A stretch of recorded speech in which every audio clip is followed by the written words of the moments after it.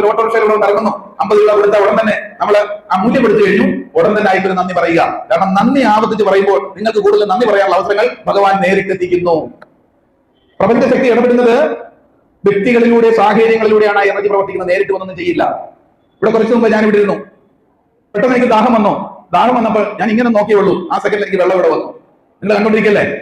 അത് പ്രപഞ്ചശക്തി ചില വ്യക്തികളെ ഇടപെടുത്തോടെ നമ്മൾ എന്താണോ തേടുന്നത് അത് നമ്മളെ തേടി വരും. നിങ്ങളുടെ ആത്മാവിൽ നിങ്ങൾക്ക് വിശ്വാസമുണ്ടെങ്കിൽ ഇത് വർദ്ധിപ്പിക്കാനാണ് നമ്മൾ ദേവചൈതന്യത്തിനായി ദേവാലയങ്ങളിലേക്ക് വരുന്നത്. അപ്പൊ പ്രാർത്ഥനയുടെ രഹസ്യം ഓർക്കുക, നിങ്ങൾ സന്തോഷത്തോടെ ആയിരിക്കണം, ഒരിക്കലും കണ്ണു നിറയരുത്. നമ്മൾ പരിചയമുള്ളവരെയൊക്കെ ചിലപ്പോൾ ക്ഷേത്രത്തിൽ കണ്ണുനരിക്കാം, അവരുടെ മുഖത്ത് നോക്കി നമ്മൾ പുച്ഛിക്കുകയല്ല വേണ്ടത്, അറിയാം. എല്ലാവർക്കും നമസ്കാരം. പുതുവർഷം പുലരിയില് ഇന്ന് മമ്മിയൂരപ്പന്റെ തിരുസന്നിധിയിൽ എത്തിപ്പെടാൻ സാധിച്ച നമ്മൾ ഓരോരുത്തരും സുഹൃതികളാണ്. പുതുവർഷത്തിൽ ഓരോ മനുഷ്യരും പുതുമയോടുകൂടി പല കാര്യങ്ങൾ ചെയ്യാറുണ്ട്, ആചരിക്കാറുണ്ട്, അനുഷ്ഠിക്കാറുണ്ട്, പല പ്രവൃത്തികളിലും ഏർപ്പെടാറുണ്ട്. പുത്തൻ പുതിയ പ്രതീക്ഷയോടുകൂടി അതില് ആധ്യാത്മിക പാതയിൽ യാത്ര ചെയ്യുന്ന ചുരുക്കം ചില സുഹൃത്തുക്കൾക്ക് മാത്രമേ ഇങ്ങനെയുള്ള സന്ദർഭങ്ങളിൽ ഒത്തുചേരാൻ സാധ്യമാകുകയുള്ളൂ. ഏതായാലും ഈ അതിരുദ്ര യജ്ഞത്തോടനുബന്ധിച്ച് ഇവിടെ നടന്നു പോരുന്ന യജ്ഞത്തിന്റെ സമാരംഭ ദിവസമാണ്, 1-ാം ദിവസമാണ്. മുൻപും ഇതേപോലെയുള്ള വേദിയിൽ ഞാൻ എത്തിയിട്ടുണ്ട്. എന്നെ ഇവിടേക്ക് ക്ഷണിച്ച അമ്മയൂർ ദേവസ്വത്തിന്റെ എല്ലാ സാരഥികൾക്കും വിശിഷ്യ ബൈജുവിനും ഉള്ള നന്ദി അറിയിച്ചുകൊണ്ട് ഇന്നത്തെ എൻ്റെ ഭാഷണം ആരംഭിക്കുകയാണ്. ഞാൻ ഇന്ന് നിങ്ങളുമായി ആശയവിനിമയം നടത്തുന്നത് ഭക്തിയും യുക്തിയും എന്നുള്ളതാണ്. നമ്മളെല്ലാവരും ഭക്തരാണല്ലേ? ഈ ലോകത്തിലുള്ള ജനസംഖ്യയിൽ 95% ആൾക്കാരും ഏതെങ്കിലും വിധത്തിലുള്ള വിശ്വാസങ്ങളിലൂടെ ജീവിക്കുന്നവരാണ്, ഏത് മതത്തിലായാലും. അതിനെല്ലാം നമുക്ക് ഭക്തി മാർഗം എന്ന് പറയാം.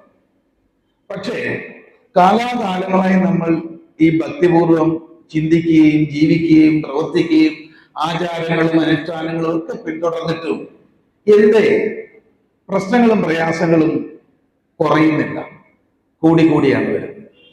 അതിന് ആശ്വാസം തേടിയാണ് നമ്മൾ ഭഗവത് ചരണങ്ങളിൽ എത്തപ്പെടാറ്.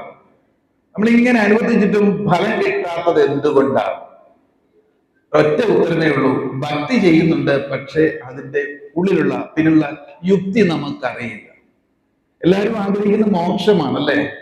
മോക്ഷം ആഗ്രഹിക്കുന്ന ആരെങ്കിലും ഉണ്ടോ? ചിലവരുടെ അറിവുകൾ നമുക്കുണ്ട്, പക്ഷെ തിരിച്ചറിവുകൾ ഇല്ലാത്തതാണ് മാറ്റം നമുക്കുണ്ടാകാത്തത്. ഭക്തി ആചരിക്കുമ്പോൾ അതിന്റെ പിന്നിലുള്ള കൃത്യമായ ശാസ്ത്രം അറിയാതെ നമ്മൾ എന്ത് ഭക്തി ആചരിച്ചാലും ഫലപ്രാപ്തി ഉണ്ടാകില്ല. അതുകൊണ്ടാണ് കാലങ്ങളായിട്ട് നമ്മൾ ആരാധന നടത്തുന്നുണ്ട്, അനുഷ്ഠാനങ്ങൾ നടത്തുന്നുണ്ട്, മഹാക്ഷേത്രങ്ങൾ സന്ദർശിക്കുന്നുണ്ട്, യജ്ഞങ്ങളിൽ പങ്കെടുക്കുന്നുണ്ട്. ഇതെല്ലാം ഭക്തിക്ക് വേണ്ടി ചെയ്യുന്നതാണ്. പക്ഷെ അതിന്റെ പിന്നിലുള്ള യുക്തി അറിയാത്തത് കാരണം ഫലം കിട്ടുന്നില്ല, മോക്ഷം കിട്ടുന്നില്ല. അപ്പൊ നമ്മൾ ചില അറിവുകളുണ്ട് നമുക്ക് ഈ രംഗത്ത്, അല്ലെ ഏത് രംഗത്തും, അല്ലെ നമ്മളെ പറ്റി പോലും, പക്ഷെ തിരിച്ചറിവില്ല. അറിവുകൊണ്ട് തിരിച്ചറിവുണ്ട്. ഏതോ സാമാന്യന ചില അറിവുകളൊക്കെ ഉണ്ട്, അതിന്റെ പിന്നിലുള്ള തിരിച്ചറിവ് മനസ്സിലാക്കി നമ്മൾ ജീവിതത്തിൽ ശ്രമിക്കുമ്പോഴാണ് മാറ്റം ഉണ്ടായിരുന്നു. മാറ്റം ആഗ്രഹിക്കാത്ത ആരെങ്കിലും ഉണ്ടോ? ഇല്ല. അപ്പൊ നമ്മള് പുതുവർഷത്തിൽ എത്തപ്പെട്ടിരിക്കുകയാണ്. ഈ ദൈവിക സന്നിധിയിൽ നമ്മൾ ജനിച്ചപ്പോൾ മുതല് മനസ്സിലാക്കിയ ആചാരങ്ങളും അനുഷ്ഠാനങ്ങളും അതിന്റെ പിന്നിലുള്ള രഹസ്യം അറിയാത്തതാണ് ഭഗവാന്റെ പ്രസാദം നമുക്കുണ്ടാകാത്തത്, കടാക്ഷം ഉണ്ടാകാത്തത്. ഇവിടെ ഈ സന്നിധി എന്ന് പറയുന്നത് പരമശക്തനായിട്ടുള്ള അതിശക്തി സ്വരൂപനായിട്ടുള്ള ശിവ ഭഗവാന്റെ സന്നിധിയിലാണ്. സദാശിവം എല്ലാത്തിലും അടങ്ങിയിരിക്കുന്ന ശിവസന്നിധിയിലാണ് നമ്മൾ കൂടിയിരിക്കുന്നത്. ശിവം എന്നാൽ ഊർജം എന്നാണ് അർത്ഥം, ശക്തി സ്വരൂപമാണ്. ഈ ശക്തിയെ നമുക്ക് യുക്തിപൂർവ്വം ഉപയോഗിക്കാൻ സാധിക്കുന്നില്ല. അവിടെയാണ് പ്രശ്നം.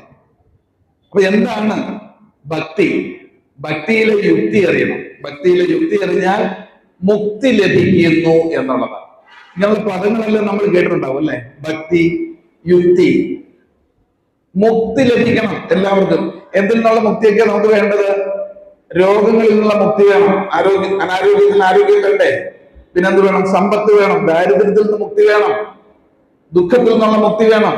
സത്യത്തിൽ ഇതിനൊക്കെയല്ലേ നമ്മൾ ആരാധനകളും അനുഷ്ഠാനങ്ങളും ഒക്കെ ചെയ്യുന്നത്. എന്തുകൊണ്ട് നമുക്ക് ആ മുക്തി കിട്ടുന്നില്ല? യുക്തിപൂർവം ഭക്തി ചെയ്യുന്നില്ല. അപ്പം ഭക്തിയിൽ യുക്തി കഴിയുമ്പോൾ മുക്തി കിട്ടുന്നു. മുക്തിയിൽ നിന്ന് നമുക്ക് മോക്ഷം ലഭിക്കുന്നു. മോക്ഷം, ഈ പദവും നമ്മൾ കേട്ടിട്ടുണ്ടല്ലേ? എല്ലാവരും മോക്ഷം തരണേ മോക്ഷം തരണേ എന്നല്ലേ പ്രാർത്ഥിക്കാറുള്ളത്. എന്താണ് ഈ മോക്ഷം എന്ന് പറഞ്ഞാൽ? മോക്ഷം ലഭിക്കണമെങ്കിൽ സാക്ഷാൽ പരമശിവനിൽ ശരണാഗതിയാകണം. പരമമായ ശിവം, അതിൽ ശരണാഗതിയാകുമ്പോൾ മാത്രമേ മനുഷ്യജന്മത്തിൽ മോക്ഷപ്രാപ്തി ലഭിക്കുകയുള്ളൂ. മോക്ഷം മോക്ഷം എന്ന് എപ്പോഴും നമ്മൾ ദിവസവും പറയുന്നതാണല്ലേ? പ്രത്യേകിച്ച് പ്രായഭാവം പറയും, എന്നാപ്പ മോക്ഷം കിട്ടുക? മോക്ഷം കിട്ടുന്നല്ലോ. നമ്മൾ എന്താ ധരിച്ചിരിക്കുന്ന മോക്ഷത്തെ സംബന്ധിച്ച്? ഇവിടെ നിന്ന് ശരീരം വിട്ട് ഈ ജീവൻ വിഷ്ണുപാദങ്ങളിൽ പുൽകുന്നതാണ് മോക്ഷം എന്നാണ് നമ്മളെല്ലാം കരുതിയിരിക്കുന്നത്. അല്ലെങ്കിൽ മരിക്കുന്ന സമയത്താണ് മോക്ഷം, ഭഗവാന്റെ അടുത്തേക്ക് പോകുന്ന സമയത്തെയാണ് മോക്ഷം എന്നല്ലേ ധരിച്ചിരിക്കുന്നത്? ആണോ അല്ലയോ? ഞാനിവിടെ വലിയ പ്രസംഗം കാഴ്ചവെക്കാൻ വന്നതല്ല. നമ്മളിലുള്ള ചില അറിവുകളെ ചില തിരിച്ചറിവുകളാക്കി നിങ്ങളുമായിട്ടും സംവദിക്കാൻ വേണ്ടി വന്നതാണ്. ഞാനും കുറെ അറിവുകൾക്ക് പണ്ട് അറിയുന്നു. ഒരു തിരിച്ചറിവിലേക്ക് വന്ന ആ അറിവ് നിങ്ങളുമായിട്ടൊന്ന് പങ്കുവെക്കാൻ വന്നേ ഉള്ളൂ. ഓക്കെ, അപ്പം മോക്ഷം, മോഹത്തിന്റെ രക്ഷയാണ് മോക്ഷം എന്ന് പറയുന്നത്. മോഹങ്ങളാണല്ലോ മനുഷ്യന് പലപ്പോഴും വിഷമങ്ങളും ദുഃഖങ്ങളും ഉണ്ടാകുന്നത്. അപ്പൊ അതിനുവേണ്ടി നമ്മൾ കേട്ടിരിക്കുന്ന മോക്ഷം എന്ന് പറഞ്ഞാൽ ഒന്നുകിൽ നമ്മൾ മരണം അടയണം, അപ്പൊ എല്ലാ മോഹങ്ങളും തീർന്നു എന്നുള്ളതാണ് ഒരു കാഴ്ചപ്പാട്. മറ്റൊന്ന്, മഹാസന്യാസിമാരെയും യോഗിവരന്മാരൊക്കെ പറഞ്ഞ് നമ്മളെ പഠിപ്പിച്ചിരിക്കുന്നത് എന്താ? ഈ ഭൗതിക ജീവിതത്തിൽ നിന്ന് നമ്മൾ എല്ലാം ത്യജിക്കുക. എല്ലാം ത്യജിച്ചു കഴിഞ്ഞാൽ ആഗ്രഹങ്ങൾ ശമിക്കുന്നു, അതിലൂടെ മോക്ഷം കിട്ടുന്നു. ഈ ഒരു രീതിയിൽ നമ്മൾ കേട്ടിട്ടില്ലേ? അതാണ് പരമമായ പുണ്യമെന്നുമാണ്. പക്ഷേ എന്നാൽ നമ്മളിപ്പോ ജീവിക്കുന്ന കാലഘട്ടം, യുഗം ഏത് യുഗമാണ്? നമ്മളെല്ലാം കേട്ടിട്ടുണ്ടല്ലേ? കലിയുഗം. കലിയുഗത്തെ പറ്റി കേട്ടിട്ടുണ്ടല്ലോ. ഈ കലിയുഗത്തില് മോക്ഷം എന്ന് പറഞ്ഞാൽ, കലിയുഗവാസികൾ മോക്ഷത്തിൽ പോകേണ്ടത് ഇവിടെ സർവസമ്പത്തുമുണ്ട്, സർവസമ്പന്നതയുമുണ്ട്. ആ ഓരോ സമ്പത്തും നമ്മൾ യോഗ്യമായ രീതിയിൽ നേടി അനുഭവിച്ച് ഓരോന്നിനും മോഹക്ഷയം സംഭവിക്കണം. അങ്ങനെ ഇവിടെ ജീവിക്കാൻ പറ്റണം. അതായത് നമുക്ക് എന്തെല്ലാമാണ് ആഗ്രഹങ്ങൾ ഇവിടെ ഉള്ളത്? നമുക്ക് പ്രയാസങ്ങൾ ഒഴിവാകണം. അത് ഒഴിവാകുമ്പോഴല്ലേ ആ മോഹത്തിന്റെ ക്ഷയം. ഒരു പഠിച്ചുകൊണ്ടിരിക്കുന്ന വിദ്യാർത്ഥിയാണെങ്കിൽ അവന് ഏറ്റവും നല്ല മാർഗോടുകൂടി വിജയിക്കുന്നതാണ് മോഹം, അല്ലെ? ആ മോഹം വിജയിച്ചു കഴിയുമ്പോൾ ആ ക്ഷയം വരണം. അത് കഴിഞ്ഞാലോ അവന് ജോലി ലഭിക്കണം. നല്ല ജോലി കിട്ടിക്കഴിഞ്ഞാൽ ആ മോഹത്തിന്റെ ക്ഷയം സമ്പാദിക്കണം. പിന്നോ നല്ലൊരു കുടുംബജീവിതം നയിക്കണം, ഒരു മോഹമാണ്. നല്ലൊരു കുടുംബജീവിതം കിട്ടുമ്പോഴേ ആ മോഹത്തിന് ക്ഷയം സംഭവിക്കുകയുള്ളൂ. ഇനി അടുത്തതോ നല്ല വീട് വെക്കണം, ഇനിയും വാഹനം വാങ്ങണം. ഓരോരോ മോഹങ്ങളും നമ്മൾ നേടുമ്പോഴും മനസ്സിൽ തൃപ്തിയും ഉണ്ടാകണം. അതാണ് മോക്ഷം. ഇനി എന്തെല്ലാം നമുക്ക് ഉണ്ടെങ്കിലും, ഭൗതിക ജീവിതത്തിൽ ഉണ്ടെങ്കിലും, വീണ്ടും വീണ്ടും അടുത്തതിലേക്ക് കൂടുതൽ കൂടുതൽ അത്യാഗ്രഹത്തോട് വന്നു കഴിഞ്ഞാൽ ആ വ്യക്തി ദരിദ്രനാണ്. അപ്പൊ മോക്ഷം എന്ന് പറഞ്ഞാൽ ഭൗതിക ജീവിതത്തിൽ നമുക്ക് എന്തെല്ലാമാണോ ഇവിടെ നിന്ന് ആർജിക്കുന്നത്, ആ ആർജിച്ച് അനുഭവിച്ച് അറിഞ്ഞ് ഇവിടെ തന്നെ മോക്ഷപ്രാപ്തിയിൽ പോകണം കലിയുഗത്തിൽ. അതിനാണ് ഭഗവാൻ ഒരിക്കൽ മാത്രം ഒരു അവസരം നമുക്ക് തന്നിരിക്കുന്നത്. യുഗങ്ങൾ 4 യുഗങ്ങൾ. യുഗം നമുക്ക് പരിചിതമാണ്, കലിയുഗം. എന്താ ഈ കലിയുഗത്തിന്റെ പ്രത്യേകത? സർവത്ര പ്രശ്നങ്ങളല്ലേ? പ്രശ്നങ്ങൾ കൂടി കൂടി പ്രകൃതി അതിൻ്റെതായ സംഹാര താണ്ഡവമാടുന്നു. മഹാമാരികൾ പൊട്ടിപ്പുറപ്പെട്ടിരിക്കുന്നു. നമ്മൾ സ്വപ്നത്തിലോടും കേട്ടുകേട്ടുണ്ടായിരുന്നില്ല കോവിഡ് പോലുള്ള മഹാമാരികൾ. പക്ഷേ നമുക്ക് മുമ്പേ നടന്നുപോയ യോഗീശ്വരന്മാര് യുഗങ്ങൾക്ക് മുമ്പേ, കാലങ്ങൾക്ക് മുമ്പേ കണ്ടിരുന്നു കലിയുഗത്തില് ഇതേപോലെയുള്ള സർവ സത്യനാശത്തിനും ഉള്ള സാഹചര്യങ്ങൾ ഒരുങ്ങും. അവസാനം കലിയുഗം അവസാനിക്കും. ഇപ്പോഴും നമ്മൾ ജീവിക്കുന്നത് കലിയുഗത്തിന്റെ അവസാന പാദത്തിലാണ്, അവസാന നാളുകളിലാണ്. അതിന്റെ പ്രത്യാഘാതങ്ങൾ നമ്മൾ ഓരോരുത്തരും അനുഭവിച്ചുകൊണ്ടിരിക്കുകയാണ്, അല്ലേ? 2030 എടുക്കുമ്പോൾ മരണസംഖ്യ ഏറ്റവും കൂടുതൽ സംഭവിക്കുന്നത് ആത്മഹത്യയിലൂടെയാണ്. എന്താണ്? പിരിമുറുക്കങ്ങൾ കൂടി. പുറത്തെങ്ങും പോകണ്ട, തലയ്ക്കകത്ത് അങ്ങനെ പ്രശ്നങ്ങൾ കൂടി കൂടി ഒറ്റയ്ക്കൊരു മുറിയിലിരുന്നും തൂങ്ങിച്ചാണ്ട അവസ്ഥ.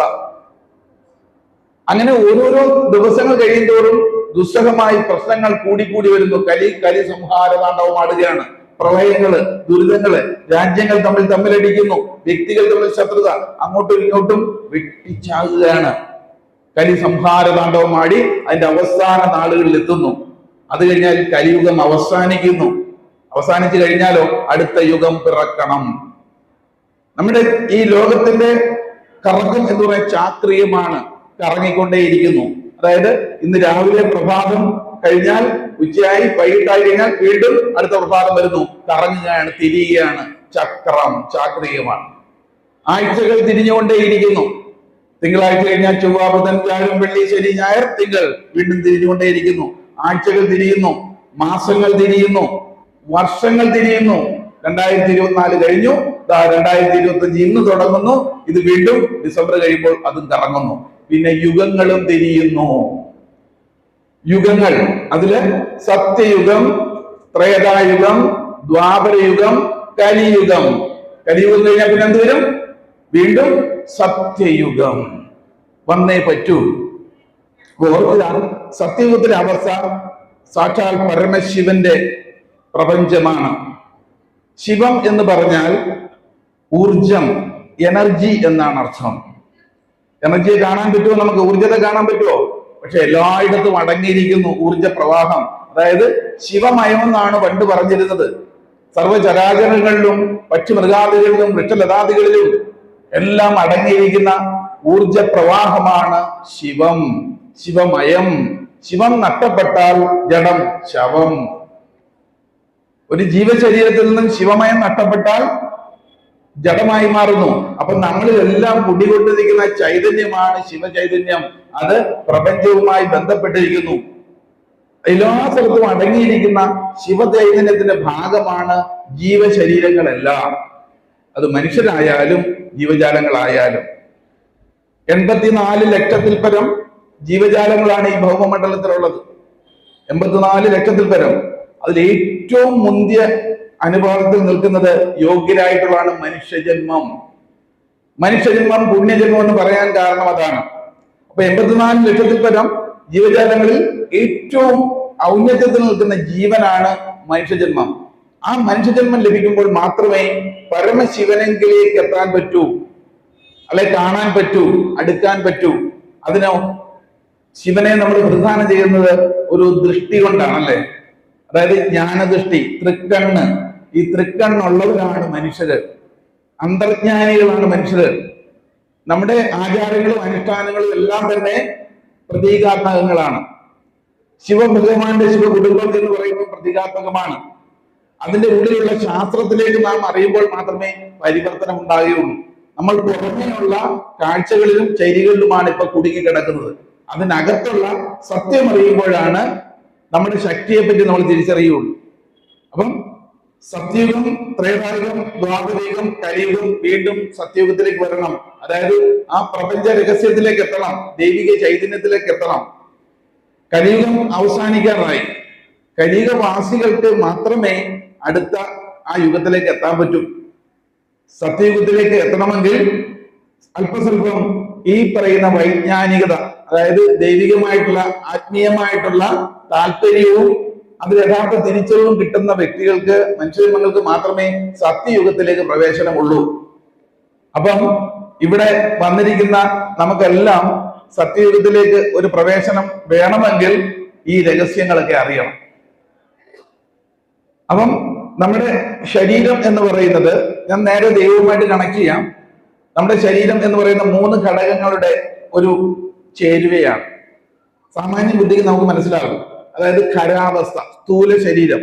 ഈ സ്ഥൂല ശരീരം കൂടാതെ കംപ്ലീറ്റ് നമ്മുടെ ശരീരത്തിൽ എന്താണ്ട് ജലാംശമാണുള്ളത്, അല്ലെ? ദ്രാവകം, വെറ്റാണ്. 82% ജലാംശമാണ്. പിന്നോ ശിവമയം, അതായത് ഊർജം. ഊർജം എന്ന് പിന്നീട് കണ്ടുപിടിച്ചാണ്. പണ്ട് ശിവം ചൈതന്യമാണ്. അപ്പൊ ഈ 3 ഘടകങ്ങളുടെയും ഒരു സമന്വയമാണ് ജീവശരീരങ്ങളെല്ലാം. അത് മനുഷ്യനാണേലും ജീവജാലങ്ങളാണേലും സസ്യങ്ങളാണേലും ഈ 3 ഘടകങ്ങൾ ഉണ്ടാവും. ഏതൊക്കെയാ? ഖരമുണ്ട്, ദ്രാവകമുണ്ട്, ഊർജമുണ്ട്. ഈ ഊർജമാണ് ശിവം എന്ന് പറയുന്നത്. ക്ലിയർ ആവുന്നുണ്ടോ? അപ്പൊ ഇതില് മനുഷ്യന് സാധാരണ ബോധ്യമാകുന്നത് ഖരാവസ്ഥയിലുള്ളത് ശരീരത്തിൽ കണ്ടുകൊണ്ട് മനസ്സിലാക്കാം, ദ്രാവകത്തെ മനസ്സിലാക്കാം. പക്ഷെ ഊർജത്തെ നമുക്ക് കാണാൻ പറ്റില്ല, പക്ഷെ അനുഭവിക്കാൻ പറ്റും, ഉപയോഗിക്കാൻ പറ്റും. പകിക്കാൻ പറ്റില്ല ഊർജത്തെ. ഖരത്തെ നമുക്ക് മുറിച്ചു മാറ്റാം, ദ്രാവകത്തെ വേർപെടുത്താം, പക്ഷെ എനർജിയെ, ഊർജത്തെ മുറിക്കാൻ പറ്റില്ല, വിഭജിക്കാൻ പറ്റില്ല. വിഭജിക്കാൻ പറ്റാത്തതുകൊണ്ടാണ് ഭഗവാനെ എന്ന് വിളിക്കുന്നത്. വിഭജിക്കാൻ പറ്റാത്ത എനർജിയെ എന്നാണ് വിളിക്കുന്നത്. കാണാൻ പറ്റാത്ത, വിഭജിക്കാൻ പറ്റാത്ത ഊർജത്തിനെല്ലാം മനസ്സിലാക്കാൻ പേരുകൾ, നാമങ്ങൾ നൽകിയിട്ടുണ്ട്. ഇലക്ട്രിസിറ്റിക്ക്, കറണ്ടിന് കാണാൻ പറ്റില്ല, പക്ഷെ നമുക്ക് ഉപയോഗിക്കാൻ പറ്റില്ലേ? സർവശക്തനാണ്, കാണാൻ പറ്റില്ല, പക്ഷെ ആ പേരിലൂടെ അല്ലേ കറണ്ടിന്റെ പ്രഭാവം നമ്മൾ അറിയുന്നത്. എന്തെല്ലാം പേര് നമ്മൾ അറിയപ്പെടുന്നുണ്ട്?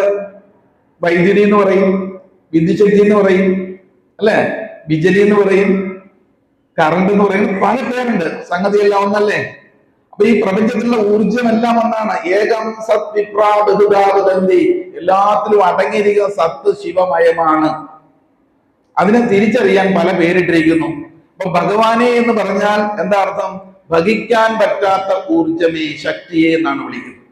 ഭഗിക്കാൻ പറ്റാത്ത ഒരേ ഒരു ശക്തിയേ ഉള്ളൂ, അതാണ് ശിവശക്തി, പ്രപഞ്ചശക്തി. അത് എല്ലായിടത്തും അടങ്ങിയിട്ടില്ലേ? അപ്പൊ നിങ്ങളുടെ ഉള്ളിലുള്ള ആ ശക്തിയും പ്രപഞ്ചത്തിലുള്ള ശക്തിയും നിങ്ങളുടെ ഉള്ളിലെല്ലാം ഒന്നല്ലേ? എല്ലാവരും ഒരു പിതാവിന്റെ, ഒരച്ഛന്റെ മക്കളല്ലേ? നമ്മുടെ ഉള്ളിൽ ഈ ഊർജം എപ്പോഴാ കയറിയത്? മാതാവിന്റെ ഉദരത്തിൽ ഒരു കുഞ്ഞായിട്ട് ഉരുവെടുത്തപ്പോൾ ഈ ഷേപ്പൊന്നുമില്ല.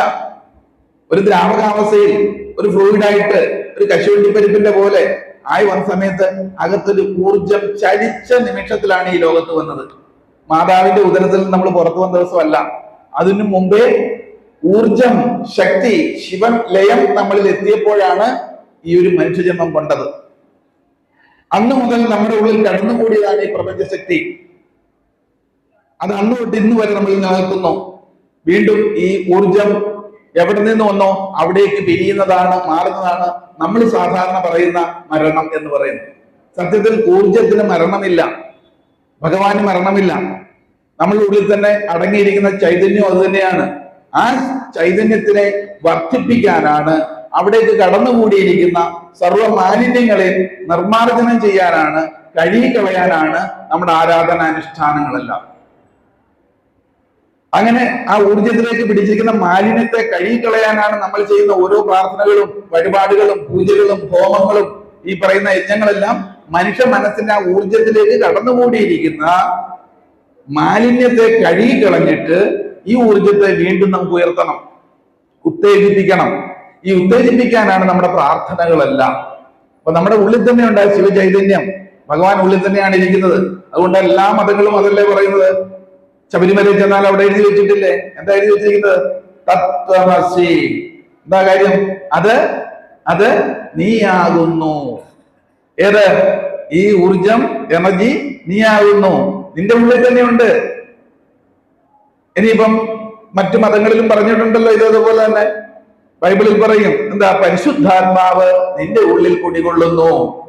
ഖുറാനിലും പറയും അനൽ സൃഷ്ടാവ് നിന്റെ ഉള്ളിൽ കുടികൊള്ളുന്നു.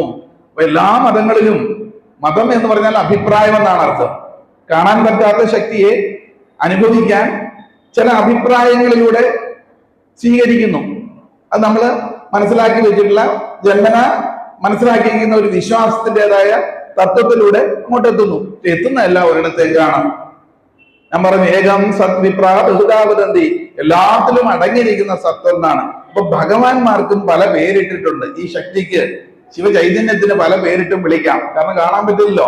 ഭഗവാന്മാർക്ക് എന്തെല്ലാം പേരുണ്ട് കേട്ടിട്ടുണ്ടല്ലോ നമ്മളല്ലേ? ഭഗവാന്മാരുടെ പേര് രാവിലെ തൊട്ട് വൈകുന്നേരം വരെ ഒരുപാട് ഭഗവാന്മാരുടെ പേര് ഇട്ടല്ലേ വിളിക്കുന്നത്. എവിടെല്ലാം നമ്മൾ പോകാറുണ്ട്. ഇനി ശക്തി കൂടിയ ഒരു ദൈവത്തിന് എടുത്തിട്ട് പോയാൽ അവിടെ കൂടുതൽ പ്രസാദം കിട്ടുമോ, കൂടുതൽ അനുഗ്രഹം കിട്ടുമോ? ചിലപ്പോൾ നമ്മള് ബസ് പിടിച്ചാ പോകുന്നത് അല്ലേ? മാറി മാറി പല ക്ഷേത്രങ്ങളിലും. ഇനി കൂടുതൽ ശക്തി കിട്ടുന്നിടത്ത് കിട്ടുമോ? എല്ലായിടത്തും അടങ്ങിയിട്ടുണ്ട്. പക്ഷെ നമുക്ക് അതിനോടുള്ള മനോഭാവം പോലാണ് ഇത് എവിടെ ഇരുന്നാലും അനുഭവവേദ്യമാകും. ഭഗവാന്മാരുടെ പേരെന്തൊക്കെയാ? കൃഷ്ണൻ എന്ന് വിളിക്കാം, ശിവൻ എന്ന് വിളിക്കാം, അല്ലെ, വിഷ്ണു എന്ന് വിളിക്കാം, എന്ത് പേരിട്ട് വിളിക്കാം. ഇനി ഹൈന്ദവീയ മാത്രമല്ല, ക്രിസ്തു എന്ന് വിളിച്ചാലും അള്ളാഹു എന്ന് വിളിച്ചാലും കാണാൻ പറ്റാത്ത ശക്തിയെ കാണാൻ ഒരു നാമം നൽകിയിരിക്കുന്നു. ഇപ്പൊ നമ്മുടെ ഉള്ളിൽ ഊർജ്ജം ഉണ്ടല്ലോ, നമുക്ക് ഓരോരുത്തർക്കും പേരിട്ടിട്ടില്ലേ, നാമം. എന്നാ നമുക്ക് ഈ പേരിട്ടത്? പ്രസവിച്ച ഉടനെയാണോ? പ്രസവിച്ച ഉടനെ ആർക്കെങ്കിലും പേരുണ്ടായിരുന്നോ? ഇല്ല. ആശുപത്രിയിൽ എങ്ങനെ ഇട്ടുന്നത്? Baby of so. എല്ലാ കുട്ടികളും ബേബിയാണ്. അമ്മയുടെ പേരാണ് ഇട്ടത്. Baby of Sharada, baby of Thulasi, ഇങ്ങനൊക്കെ അല്ലേ പറയാ. 28 പേരിൽ കഴിഞ്ഞാൽ നമുക്ക് പേരായത്. ആ പേര് നമ്മുടെ ഊർജത്തിനിട്ട പേരാണ്, നമ്മുടെ എനർജിക്കിട്ട പേരാണ്. എന്തിനാ? നമ്മൾ ജീവിച്ചിരിക്കുന്ന കാലഘട്ടത്തിൽ നമുക്ക് ചുറ്റുമുള്ളവർക്ക് തിരിച്ചറിയാൻ നിങ്ങൾ കിട്ടിക്കുന്ന പേരാണ്. രാമകൃഷ്ണൻ എന്ന് പറയുന്ന നാമധാരിയാണ്. അത് ആ രാമകൃഷ്ണൻ മരിച്ചാൽ പറയുന്നത് രാമകൃഷ്ണൻ പോയി എന്നല്ലേ പറയുന്നത്. രാമകൃഷ്ണൻ ബോഡി വന്നിട്ടുണ്ടോ? രാമകൃഷ്ണൻ ബോഡി എത്തിയില്ലേ? രാമകൃഷ്ണൻ പോയി, ബോഡിയാണ് ഇങ്ങോട്ട് വന്നത്, ശരീരമാണ് വന്നത്. അപ്പൊ ഞാൻ ആരാണെന്ന് മനസ്സിലായോ? ആരാ? അതിശക്തമായ ഊർജ സാന്നിധ്യമാണ്, എനർജിയാണ്. നമുക്ക് കരരൂപത്തിലുള്ള സ്ഥൂലമായ ശരീരമുണ്ട്, ദ്രാവകമുണ്ട്. ഇതൊന്ന് ചലിക്കണമെങ്കിൽ ഊർജം വേണ്ട, എനർജി. ഈ എനർജിയെ കാണാൻ പറ്റുമോ? ഇല്ല, പക്ഷെ നമുക്ക് അനുഭവിക്കാൻ പറ്റും. ഈ ഊർജം ശിവം എല്ലാത്തിലും അടങ്ങിയിരിക്കുന്നു. അപ്പം മാതാവിന്റെ ഉദരത്തിൽ അന്ന് നമ്മൾ ജന്മം കൊണ്ടപ്പോൾ കയറിയ ഊർജം നമ്മൾ ഈ ശരീരം വിടുന്നത് വരെ നമ്മളോടൊപ്പം സ്ഥിതി ചെയ്യുന്നു. അതിനെ പറയുന്നവരാണ് ആത്മാവ്. ആത്മാവ് കേട്ടിട്ടുണ്ടോ? നമ്മള് കേട്ടിട്ടുണ്ട്. യെസ്. അപ്പൊ ഈ ആത്മാവ് എന്ന് പറഞ്ഞാൽ ശരീരത്തിൽ അടങ്ങുന്ന ജീവ ചൈതന്യത്തെ പറയുന്ന പേരാണ് ആത്മാവ്. ഈ ആത്മാവിലേക്ക് മാലിന്യങ്ങൾ കണ്ടമാനം കടന്നുകൂടിയിരിക്കുന്നു. അതിനെയാണ് സംസ്കാരങ്ങൾ എന്ന് പറയുന്നത്. ഒരു കുഞ്ഞ് ജനിച്ചു വീഴുമ്പോൾ പ്രത്യേകിച്ച് സംസ്കാരം ഒന്നുമില്ല, ഊർജത്തിലേക്ക് കയറിയിട്ടില്ല. പിന്നെയോ അവന് ക്രമേണ വളരുമ്പോൾ കണ്ണിലൂടെ കാണുന്നതും ചെവിയിലൂടെ കേൾക്കുന്നതും ജീവിക്കുന്ന സാഹചര്യങ്ങളൊക്കെ കൊണ്ട് ഉള്ളിലേക്ക് പോയ മാലിന്യ സംസ്കാരങ്ങൾ കൊണ്ട് വൈവിധ്യമാണ് മനുഷ്യരെല്ലാവരും. അതിനെ കഴുകിക്കളയണം. ആ ഊർജത്തിലേക്ക് കടന്നുകൂടിയിരിക്കുന്ന മാലിന്യത്തെ കഴുകിക്കളയാനാണ് നമ്മള് പ്രാർത്ഥനകളൊക്കെ ചെയ്യുന്നതും പാരായണം ചെയ്യുന്നതും ക്ഷേത്ര ദർശനം നടത്തുന്നതും ആചാര അനുഷ്ഠാനങ്ങളും യജ്ഞങ്ങളിലും ഹോമങ്ങളിലും പങ്കെടുക്കുന്നത്. നമ്മുടെ ഉള്ളിലേക്ക് കടന്നുകൂടിയിട്ടുള്ള മാലിന്യത്തെ കുറച്ചു കൊണ്ടുവരാനാണ്. മാലിന്യത്തെ കുറച്ചു കൊണ്ടുവന്നിട്ട് വേണം നമ്മുടെ ഉള്ളിലുള്ള ഊർജത്തെ ഉയർത്തി പ്രപഞ്ച ഊർജവുമായിട്ട് സന്തുലിത അവസ്ഥയിൽ എത്തുമ്പോഴാണ് നമ്മൾ ആഗ്രഹിക്കുന്ന കാര്യങ്ങളൊക്കെ നേടുകയുള്ളൂ. ഈ പ്രപഞ്ചത്തിലെല്ലാം അടങ്ങിയിട്ടുണ്ട്. ഈ ശിവചൈതന്യത്തിലെല്ലാം ഉണ്ട്. സമ്പത്തുണ്ട്, സൗഭാഗ്യമുണ്ട്, ഇനി അതോടൊപ്പം രോഗമുണ്ട്, നാശമുണ്ട്, ദുഃഖമുണ്ട്, എല്ലാം അടങ്ങിയിരിക്കുന്നതാണ് ഈ പ്രപഞ്ചം. ഈ ശക്തിയിലെല്ലാം അടങ്ങിയിട്ടുണ്ട്. പക്ഷെ നിങ്ങൾ എന്താണോ നിങ്ങൾക്ക് സ്വാതന്ത്ര്യമുള്ള ആത്മാവിലേക്ക് എഴുപുത്രം ഡെപ്പോസിറ്റ് ചെയ്യുന്നത്, ആ മാലിന്യം പിടിച്ചു കിടക്കുകയാണെങ്കിൽ മാലിന്യങ്ങളെ കളയണം. എന്നിട്ട് എന്താണോ നമ്മൾ ഡെപ്പോസിറ്റ് ചെയ്യുന്നത് അതിന് സമാനമായ അവസ്ഥ നമ്മുടെ ജീവിതത്തിലേക്ക് പ്രപഞ്ച ശക്തി കൂട്ടിക്കൊണ്ടുവരുന്നു. നിങ്ങൾ എന്നോടൊപ്പം ഉണ്ടോ? അപ്പൊ നമ്മുടെ ആത്മാവിലേക്ക് എന്താണോ ശക്തമായ രീതിയിൽ നിങ്ങൾ നിറയ്ക്കുന്നത്, ആ നിറയ്ക്കുന്നതിന് സമാനമായ അനുഭവങ്ങളാണ് നമ്മുടെ ജീവിതത്തിലേക്ക് വരുന്നത്. അതാണ് ദൈവം നേടിത്തരുന്നു എന്ന് പറയുന്നത്. നമ്മൾ കേട്ടിട്ടുണ്ടാവും, താൻ പാതി എന്നോട് പറയാം, താൻ പാതി ദൈവം പാതി. അങ്ങനല്ലേ കേട്ടിരിക്കുന്നത്? അതായത് നീ ചെയ്യാനുള്ള ചില കാര്യങ്ങൾ നീ ചെയ്യണം. നിനക്ക് ഇങ്ങോട്ട് ജന്മം തന്നു, ഇവിടെ സർവ്വതും ഒരുക്കിയിട്ടുണ്ട്. ഈ ജീവിതത്തിൽ കുറച്ചു നാളത്തെ ജീവിത കാലഘട്ടത്തിൽ നിനക്ക് വേണ്ടതെല്ലാം ഇവിടെ ഞാൻ ഒരുക്കി വെച്ചിട്ടാണ് ഇങ്ങോട്ട് നിന്നെ ക്ഷണിച്ചത്. നിനക്കത് എപ്പോഴും വേണം സ്വീകരിക്കാം. പക്ഷെ ഈ രഹസ്യം നീ അറിയണം. ഇതറിയാൻ ഇതുവരെ നമുക്ക് സാധിച്ചിട്ടില്ല. അതിന്റെ പിന്നെ ഒരു കാരണമുണ്ട്. ആ കാരണം ഞാൻ പിന്നീട് പറയാം. അതറിയണമെങ്കിൽ ഇത്രയും നാൾ എന്തുകൊണ്ട് നമ്മൾ കാണാതെ പോയി, അതിന്റെ പിന്നിൽ ഒരു കാരണമുണ്ട്. ഫിസിക്സിലൊക്കെ നമ്മൾ ഊർജതന്ത്രത്തിലൊക്കെ പഠിച്ചിട്ടുണ്ട്. ഇപ്പോഴത്തെ എഫക്റ്റിന് ഒരു കോസ് ഉണ്ട്, കോസ് ആൻഡ് എഫക്റ്റ് എന്ന് പറയും. ഇപ്പോഴത്തെ എഫക്റ്റ് നല്ലതാണെങ്കിലും ചീത്തയാണേലും അതിന്റെ പിന്നിൽ ഒരു കാരണമുണ്ട്. അത് നമ്മുടെ സാമാന്യ ബുദ്ധിക്ക് ചിന്തിച്ചാൽ മനസ്സിലാകുന്നതുകൊണ്ട് അല്ലാത്തതുകൊണ്ട്. സാമാന്യ ബുദ്ധിക്ക് ചിന്തിച്ചാൽ മനസ്സിലാകുന്ന പ്രശ്നങ്ങളെ ആ ബുദ്ധിപൂർവ്വം ചിന്തിച്ച് പ്രയത്നിച്ച് പരിഹരിക്കണം. എന്നാൽ ബുദ്ധിപൂർവ്വം ചിന്തിക്കുകയും പ്രവർത്തിക്കുകയും ഒക്കെ ചെയ്തിട്ടും അതിന്റെ ഫലം കിട്ടുന്നില്ലെങ്കിൽ അതിന്റെ പിന്നിലും ഒരു കാരണമുണ്ട്. അതിനെ പറയുന്നതാണ് കാർമിക് എഫക്ട് എന്ന് പറയും, കർമ്മദോഷം. ഇപ്പോഴത്തെ ജീവിതത്തിൽ നമ്മളൊന്നും ചെയ്യണമെന്നില്ല. ഇപ്പൊ അനുഭവിക്കുന്ന ദുരിതങ്ങളായിക്കോട്ടെ, കഷ്ടതകളായിക്കോട്ടെ, ചിലർക്ക് നന്മയായിക്കോട്ടെ, നിങ്ങൾ പ്രത്യേകിച്ചൊന്നും ചെയ്യണമെന്നില്ല. പക്ഷെ ചില കർമ്മ ദോഷങ്ങൾ, കർമ്മ എഫക്റ്റുകൾ അതിന്റെ സ്വാധീനമാണ് ഇപ്പോൾ കലിയുഗത്തിൽ നമ്മൾ ഓരോരുത്തരും അനുഭവിക്കുന്നത്. അപ്പൊ നിങ്ങൾക്ക് വേദന തരാനായിട്ട് പലപ്പോഴും വീട്ടിലുള്ള അംഗങ്ങൾ തന്നെ വന്നെന്നിരിക്കാം. ഭാര്യയാകാം വേദന തരുന്നത്, ഭർത്താവായിരിക്കാം, മക്കളായിരിക്കാം, അയലോക്കക്കാരായിരിക്കാം. അങ്ങനെ പല വിധത്തിൽ നമുക്ക് കലിയുഗത്തിൽ വേദന വരാൻ സാഹചര്യങ്ങൾ ഒരുങ്ങുന്നു. ഇതെല്ലാം എന്താണ്? നമ്മുടെ തന്നെ ഊർജ കേന്ദ്രങ്ങളിലേക്ക് അടങ്ങിയിരുന്ന ആ കാർമിക് എഫക്റ്റ് ആണ്, കർമ്മദോഷങ്ങളാണ്. ഇതിനെയൊക്കെ ഒന്ന് ശുദ്ധീകരിക്കാനാണ് നമ്മൾ ദേവാലയത്തിലേക്ക് വരുന്നത്. ആരാധനകളും അനുഷ്ഠാനങ്ങളും ചെയ്യുന്ന ക്ലെൻസിങ് എന്ന് ഇംഗ്ലീഷിൽ പറയും, ശുദ്ധീകരിക്കുക. ആ മാലിന്യങ്ങളെ കളഞ്ഞ ശേഷം നമ്മൾ കൊടുക്കുന്ന നിർദ്ദേശമാണ്, ആഗ്രഹമെന്ന ഊർജമാണ് നമ്മളിലേക്ക് എത്തുന്നത്. പക്ഷെ ഇവിടെ ശ്രദ്ധിക്കാനുള്ളത്, പലതിന്റെയും തത്വം അറിഞ്ഞില്ലെങ്കിൽ അപകടമാണ്. ശക്തിയുള്ളതെല്ലാം ശ്രദ്ധയോടെ ഉപയോഗിച്ചില്ലെങ്കിൽ അപകടമാണ്. വൈദ്യുതിക്ക് ഭയങ്കര ശക്തിയാണല്ലേ, പക്ഷെ ശ്രദ്ധയോടെ ഉപയോഗിച്ചില്ലെങ്കിൽ അവൻ നമ്മളെ ഭസ്മീകൃതമാക്കളെ. ആനയ്ക്ക് നമുക്കറിയാം, എഴുന്നള്ളിക്കുന്ന ആനയ്ക്ക് ഭയങ്കര ശക്തിയാണ്. അവനെ ശ്രദ്ധയോടെ കൈകാര്യം ചെയ്യുന്ന അപകടകാരിയാണ്. ഇതുപോലെയാണ് നമ്മുടെ ഉള്ളിലിരിക്കുന്ന ആത്മാവിനെ. മനസ്സ് സർവശക്തനാണ്, ദൈവം സർവശക്തനാണ്, പക്ഷെ അറിഞ്ഞു കണ്ട് ഉപയോഗിച്ചില്ലെങ്കിൽ അപകടകാരിയാണ്. അപ്പൊ അറിഞ്ഞു കണ്ട് ഉപയോഗിക്കാനാണ് നമുക്ക് ദൈവം ബുദ്ധിയും കൂടെ തന്നിരിക്കുന്നത്. എന്നിട്ടൊരു പഴഞ്ചൊല്ലി നമ്മളെ പൂർവികർ പറഞ്ഞു പഠിപ്പിച്ചു, താൻ പാതി ദൈവം പാതി. നീ ചെയ്യാനുള്ളത് നീ ചെയ്തെങ്കിൽ മാത്രമേ എന്റെ പാതി സപ്പോർട്ടായിട്ട് കിട്ടൂ. അല്ല തിരിച്ചല്ലല്ലോ പറഞ്ഞത്, ദൈവം പാതി താൻ പാതി എന്നാണോ? അങ്ങനെ ആയിരുന്നെങ്കിൽ നിങ്ങൾ വെറുതെ കൈകെട്ടിയിരുന്നാൽ മതിയായിരുന്നു, എല്ലാം ദൈവം കൊണ്ട് തരുമായിരുന്നു. നമ്മൾ ചെയ്യാനുള്ളത് നമ്മൾ ചെയ്യണം, അതിനുള്ള ബുദ്ധി തന്നെ വിട്ടിരിക്കുന്നത്. അതെന്തുകൊണ്ട് കാണാതെ പോയി? ഇത്രയും നാൾ കാണാതെ പോയി അങ്ങനെ ഏൽപ്പിച്ച് കളഞ്ഞ നമ്മളെ, അതിനെ പറയുന്നവരുടെ കർമ്മദോഷം എന്ന് പറയും. ഇതൊക്കെ തിരിച്ചറിയണമെങ്കിൽ, അറിവിൽ തിരിച്ചറിവ് കിട്ടണമെങ്കിൽ ആ വ്യക്തി യോഗ്യരായിരിക്കണം. മനുഷ്യജന്മം കിട്ടിയാൽ തന്നെ യോഗ്യരായിരിക്കണം.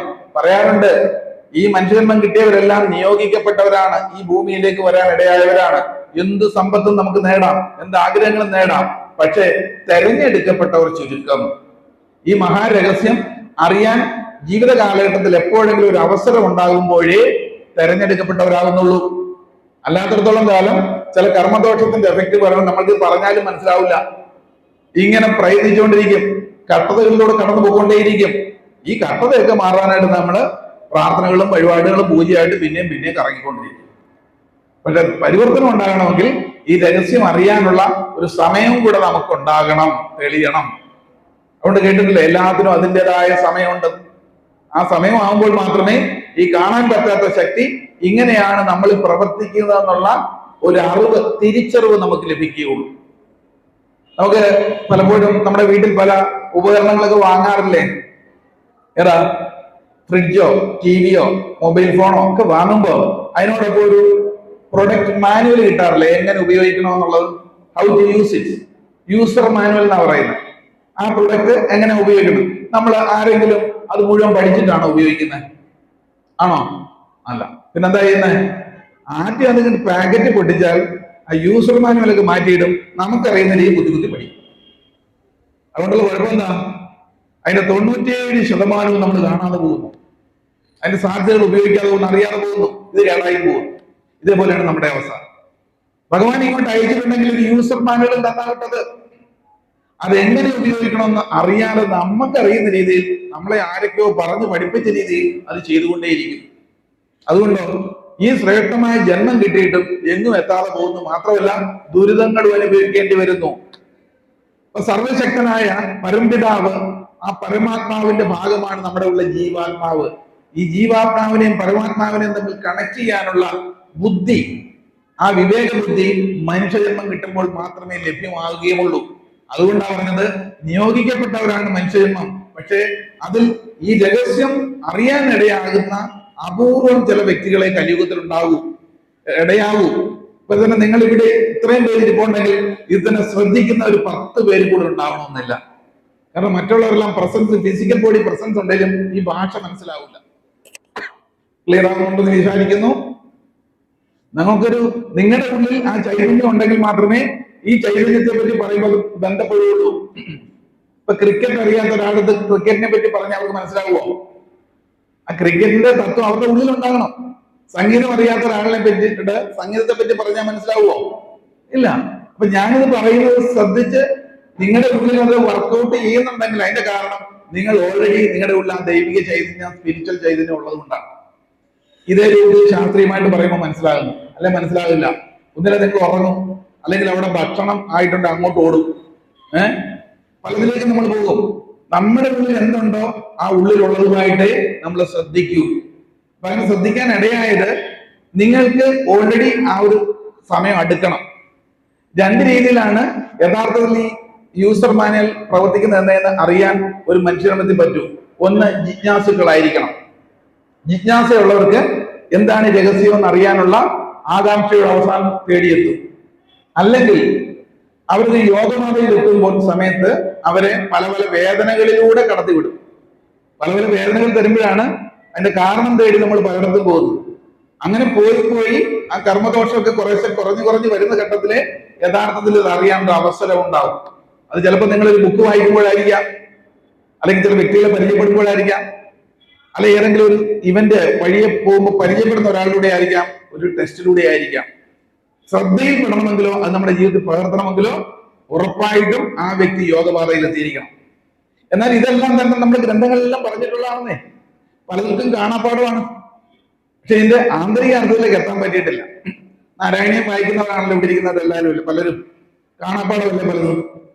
പ്രഥമ ശ്ലോകത്തിനുണ്ടല്ലോ ആദ്യത്തെ ദശകത്തിൽ പറയാറുള്ളത്, എന്താ പറയാറുള്ളത്? സാന്ദ്രാനന്ദാവബോധാത്മകം അനുഭവിതം, അല്ലെ? അങ്ങനെ അങ്ങോട്ട് തുടങ്ങി കാലദേശാവദിഭ്യ നിർമുക്തം നിത്യമുക്തം നിഗമശതസഹസ്രേണ നിർഭാഷ്യമാനം അസ്പഷ്ടം ദൃഷ്ടമാത്രേ. ആ വരിയിൽ അങ്ങോട്ട് പിടിച്ചു. അതായത് അസ്പഷ്ടം മീൻസ് കാണാൻ പറ്റാത്തത്, അസ്പഷ്ടം ദൃഷ്ടമാത്രേ, കാണാൻ പറ്റാത്തതിനെ കാണുന്ന രൂപത്തിൽ ദൃഷ്ടമാത്രേ. പുനരൊരു പുരുഷാർത്ഥാത്മകം ബ്രഹ്മതത്വം, പുരുഷാർത്ഥം കിട്ടിയ നീ, മനുഷ്യത്വം കിട്ടിയ നീ, കാണാൻ പറ്റാത്തതിനെ കാണത്തക്ക രീതിയിൽ തൃക്കണ്ണുകൊണ്ട്, ജ്ഞാനദൃഷ്ടി കൊണ്ട് കാണാൻ പറ്റാത്തതിനെ കാണാൻ അനുവദിച്ചിരിക്കുന്ന ജീവനല്ലേ മനുഷ്യജന്മം. ഇപ്പൊ ഇവിടെ നിന്നോണ്ട് നിങ്ങളുടെ വീടിനെ കാണാൻ പറ്റില്ല നിങ്ങൾക്ക്. ഏത് കണ്ണുകൊണ്ടാ കണ്ടേ? അസ്പഷ്ടമായിട്ടുള്ളതാണ് വീട് ഈ കണ്ണിന്, പക്ഷെ ഉൾക്കണ്ണുകൊണ്ട് കണ്ടില്ലേ? അങ്ങനെ അസ്പഷ്ടം ദൃഷ്ടമാത്രേ പുരുഷാർത്ഥാത്മകം ബ്രഹ്മതത്വം. ആ ബ്രഹ്മതത്വം, ആ അറിവ് ഗ്രഹിക്കാൻ കഴിവുള്ള മനുഷ്യ, ആ മനുഷ്യജന്മല്ലേ നമ്മള്. അന്ധഭാഗ്യം ജനാനാം, ഭാഗ്യം പിന്നെന്ത് വേണോ? ഇതെല്ലാം നമ്മുടെ ഋഷീശ്വരന്മാര് ടെസ്റ്റിനകത്ത് ആക്കി തന്നിട്ടുണ്ട്. ഇതെല്ലാം നമ്മൾ കറ്റത്തി വെച്ച് വായിച്ച് പാരായണം ചെയ്ത് നടക്കും. എന്നിട്ടോ ഫലമൊട്ടും ഉണ്ടാകുന്നില്ല, കാണാപ്പാടാണ്. ഇനിയിപ്പം ഭഗവത്ഗീതയിൽ തന്നെ നോക്കൂ, ആത്മാവിനെ പറ്റി പറയുന്ന 2ാമത്തെ അധ്യായമാണല്ലോ. അതിലെന്താ പറയുന്നത്? അവ്യക്താനി ഭൂതാനി എന്ന് വെച്ചാൽ ഭൂതത്തിൽ നീ അവ്യക്തമായിരുന്നു. ആരാ? ഈ ഊർജം, ശിവം അവ്യക്തമായിരുന്നു. വ്യക്തമധ്യാനി ഭാരത, വ്യക്തമായിട്ട് മധ്യകാലഘട്ടത്തിൽ മനുഷ്യജന്മം എടുത്തിരിക്കുമ്പോൾ ബുദ്ധി കൊണ്ട് നിനക്ക് എന്നെ കാണാം, ഞാൻ നിന്നോടൊപ്പം ഉണ്ട്. അവ്യക്താനി ഭൂതാനി വ്യക്തമധ്യാനി ഭാരത അവ്യക്ത നിധനാന്യവ തത്രകാപരിദേവന. വീണ്ടും അവ്യക്തതയിലേക്ക് മറയുന്നതാണ് ആര്? ഊർജം, എനർജി. അപ്പൊ ഞാൻ എന്ന് പറയുന്ന ആരാ? ഈ ശിവശക്തിയാണ്, ശിവചൈതന്യമാണ്. ഞാൻ ഒരിക്കലും നശിക്കുന്നില്ല. ഊർജത്തെ അളക്കാൻ പറ്റില്ല. നമ്മൾ ഈ ക്ഷേത്രത്തിലേക്ക് പോകുമ്പോഴേ, ഇന്നിപ്പോ നമ്മളെ മമ്മിയൂർ മഹാദേവ ക്ഷേത്രത്തിലാണ് ഇരിക്കുന്നത് നമ്മളെല്ലാരും, ഈ സത്സംഗിലാണ്. നമ്മുടെ ക്ഷേത്രത്തിൽ കയറുമ്പോൾ പ്രദക്ഷിണങ്ങൾ വെക്കാറില്ലേ നമ്മള്? ഉണ്ടല്ലോ, ഉണ്ടല്ലോ. എല്ലാ ക്ഷേത്രങ്ങളും പ്രദക്ഷിണം വെക്കാറുണ്ട്. ഈ നമ്മുടെ ക്ഷേത്രത്തില് അല്ലെങ്കിൽ ശിവക്ഷേത്രങ്ങളിൽ പോകുമ്പോൾ പ്രദക്ഷിണം എങ്ങനെയാണ് ചെയ്യാറുള്ളത്? ഇങ്ങനെ അങ്ങോട്ട് വന്ന് ചുറ്റുവോ? ഇല്ല. തിരികെ പോരും. എന്താ ഇതിനുള്ള ഒരു സയൻസ് എന്താ? ഇതൊക്കെ നമ്മൾ ചെയ്യുന്നുണ്ടല്ലേ ആചാരങ്ങളുടെ ഭാഗമായിട്ട്. ഇതിന്റെ യുക്തി അറിയില്ല. യുക്തി അറിഞ്ഞാലേ മുക്തി കിട്ടൂ, അല്ലേ? എത്രയോ കാലങ്ങളായിട്ട് നമ്മൾ ഈ ക്ഷേത്രത്തിൽ വരുന്നു, എല്ലാ മഹാക്ഷേത്രങ്ങളിൽ പോകുന്നുണ്ട്. നമുക്ക് മുമ്പേ നടന്നു പോയവര് കാട്ടി തന്നിട്ടുണ്ട് പലതും, നമ്മൾ ചെയ്യുന്നുണ്ട്, പക്ഷെ ഫലം കിട്ടുന്നില്ല. തിരിച്ച് അവരോട് ചോദിച്ചാൽ എന്തിനായിട്ട് ചെയ്തു ചോദിച്ചാൽ എന്ത് പറയും? അതെന്താണ് ദോഷം, വേണ്ടി പോരും. ഈ ദോഷം എന്താണ്? ശാസ്ത്രീയത മനസ്സിലാക്കണം.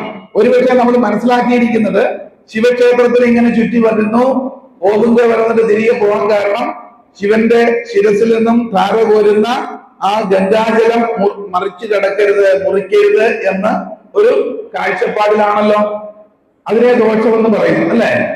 മഹാനദിയായ പുണ്യനദിയായ ഗംഗയെ മുറിച്ചു കടക്കാൻ മനുഷ്യന് പറ്റില്ല. അതുകൊണ്ടാണ് തിരികെ പോകുന്ന ഒരു കാഴ്ചപ്പാടാണ് പലരും കേട്ടിരിക്കുന്നത്. ആണല്ലോ, പലരും ഇപ്പോഴാണ് കേൾക്കുന്നത് തന്നെ. അങ്ങനെ ഒരു സംഭവം ഇങ്ങനൊക്കെ ചെയ്തിട്ടുണ്ട്. അത് മനുഷ്യന് പെട്ടെന്ന് മനസ്സിലാകാനാണ്. എന്നാൽ ഇവിടെ പൂർണ്ണമാകണമെങ്കിൽ, ഒരു വസ്തു പൂർണ്ണമാകണമെങ്കിൽ ഒരു ഒബ്ജക്റ്റ് ആയിരിക്കണം, ഒരു സാധാരണ വസ്തു ആയിരിക്കണം. എനർജി ഒരു വസ്തുവല്ല, ഒബ്ജക്റ്റ് അല്ല. അളക്കാൻ പറ്റില്ല ഊർജത്തെ, ശിവനെ അളക്കാൻ പറ്റില്ല. ശിവചൈതന്യത്തെ നമുക്ക് പൂർണ്ണമായിട്ടും അളന്ന് തിട്ടപ്പെടുത്താൻ പറ്റുന്നതല്ല. അത്രത്തോളം മഹാത്മ്യമുള്ളതാണ് ശിവൻ, മഹാശിവൻ, പരമശിവൻ. ശിവനെ അളക്കാൻ പറ്റുന്നതുകൊണ്ട് അവിടെ പ്രദക്ഷിണം വെച്ച് ആർക്കും തീർക്കാൻ പറ്റില്ല, പൂർണ്ണനാക്കാൻ പറ്റില്ല. എന്നാൽ മറ്റ് ദേവാലയങ്ങളും സങ്കല്പത്തിലൊക്കെ നമുക്ക് വലം വെക്കാം, പൂർണ്ണമാക്കാം. പരിമിതിയുണ്ട്. പക്ഷെ ശിവന് പരിമിതിയില്ല. കാരണം സർവശക്തനാണ്.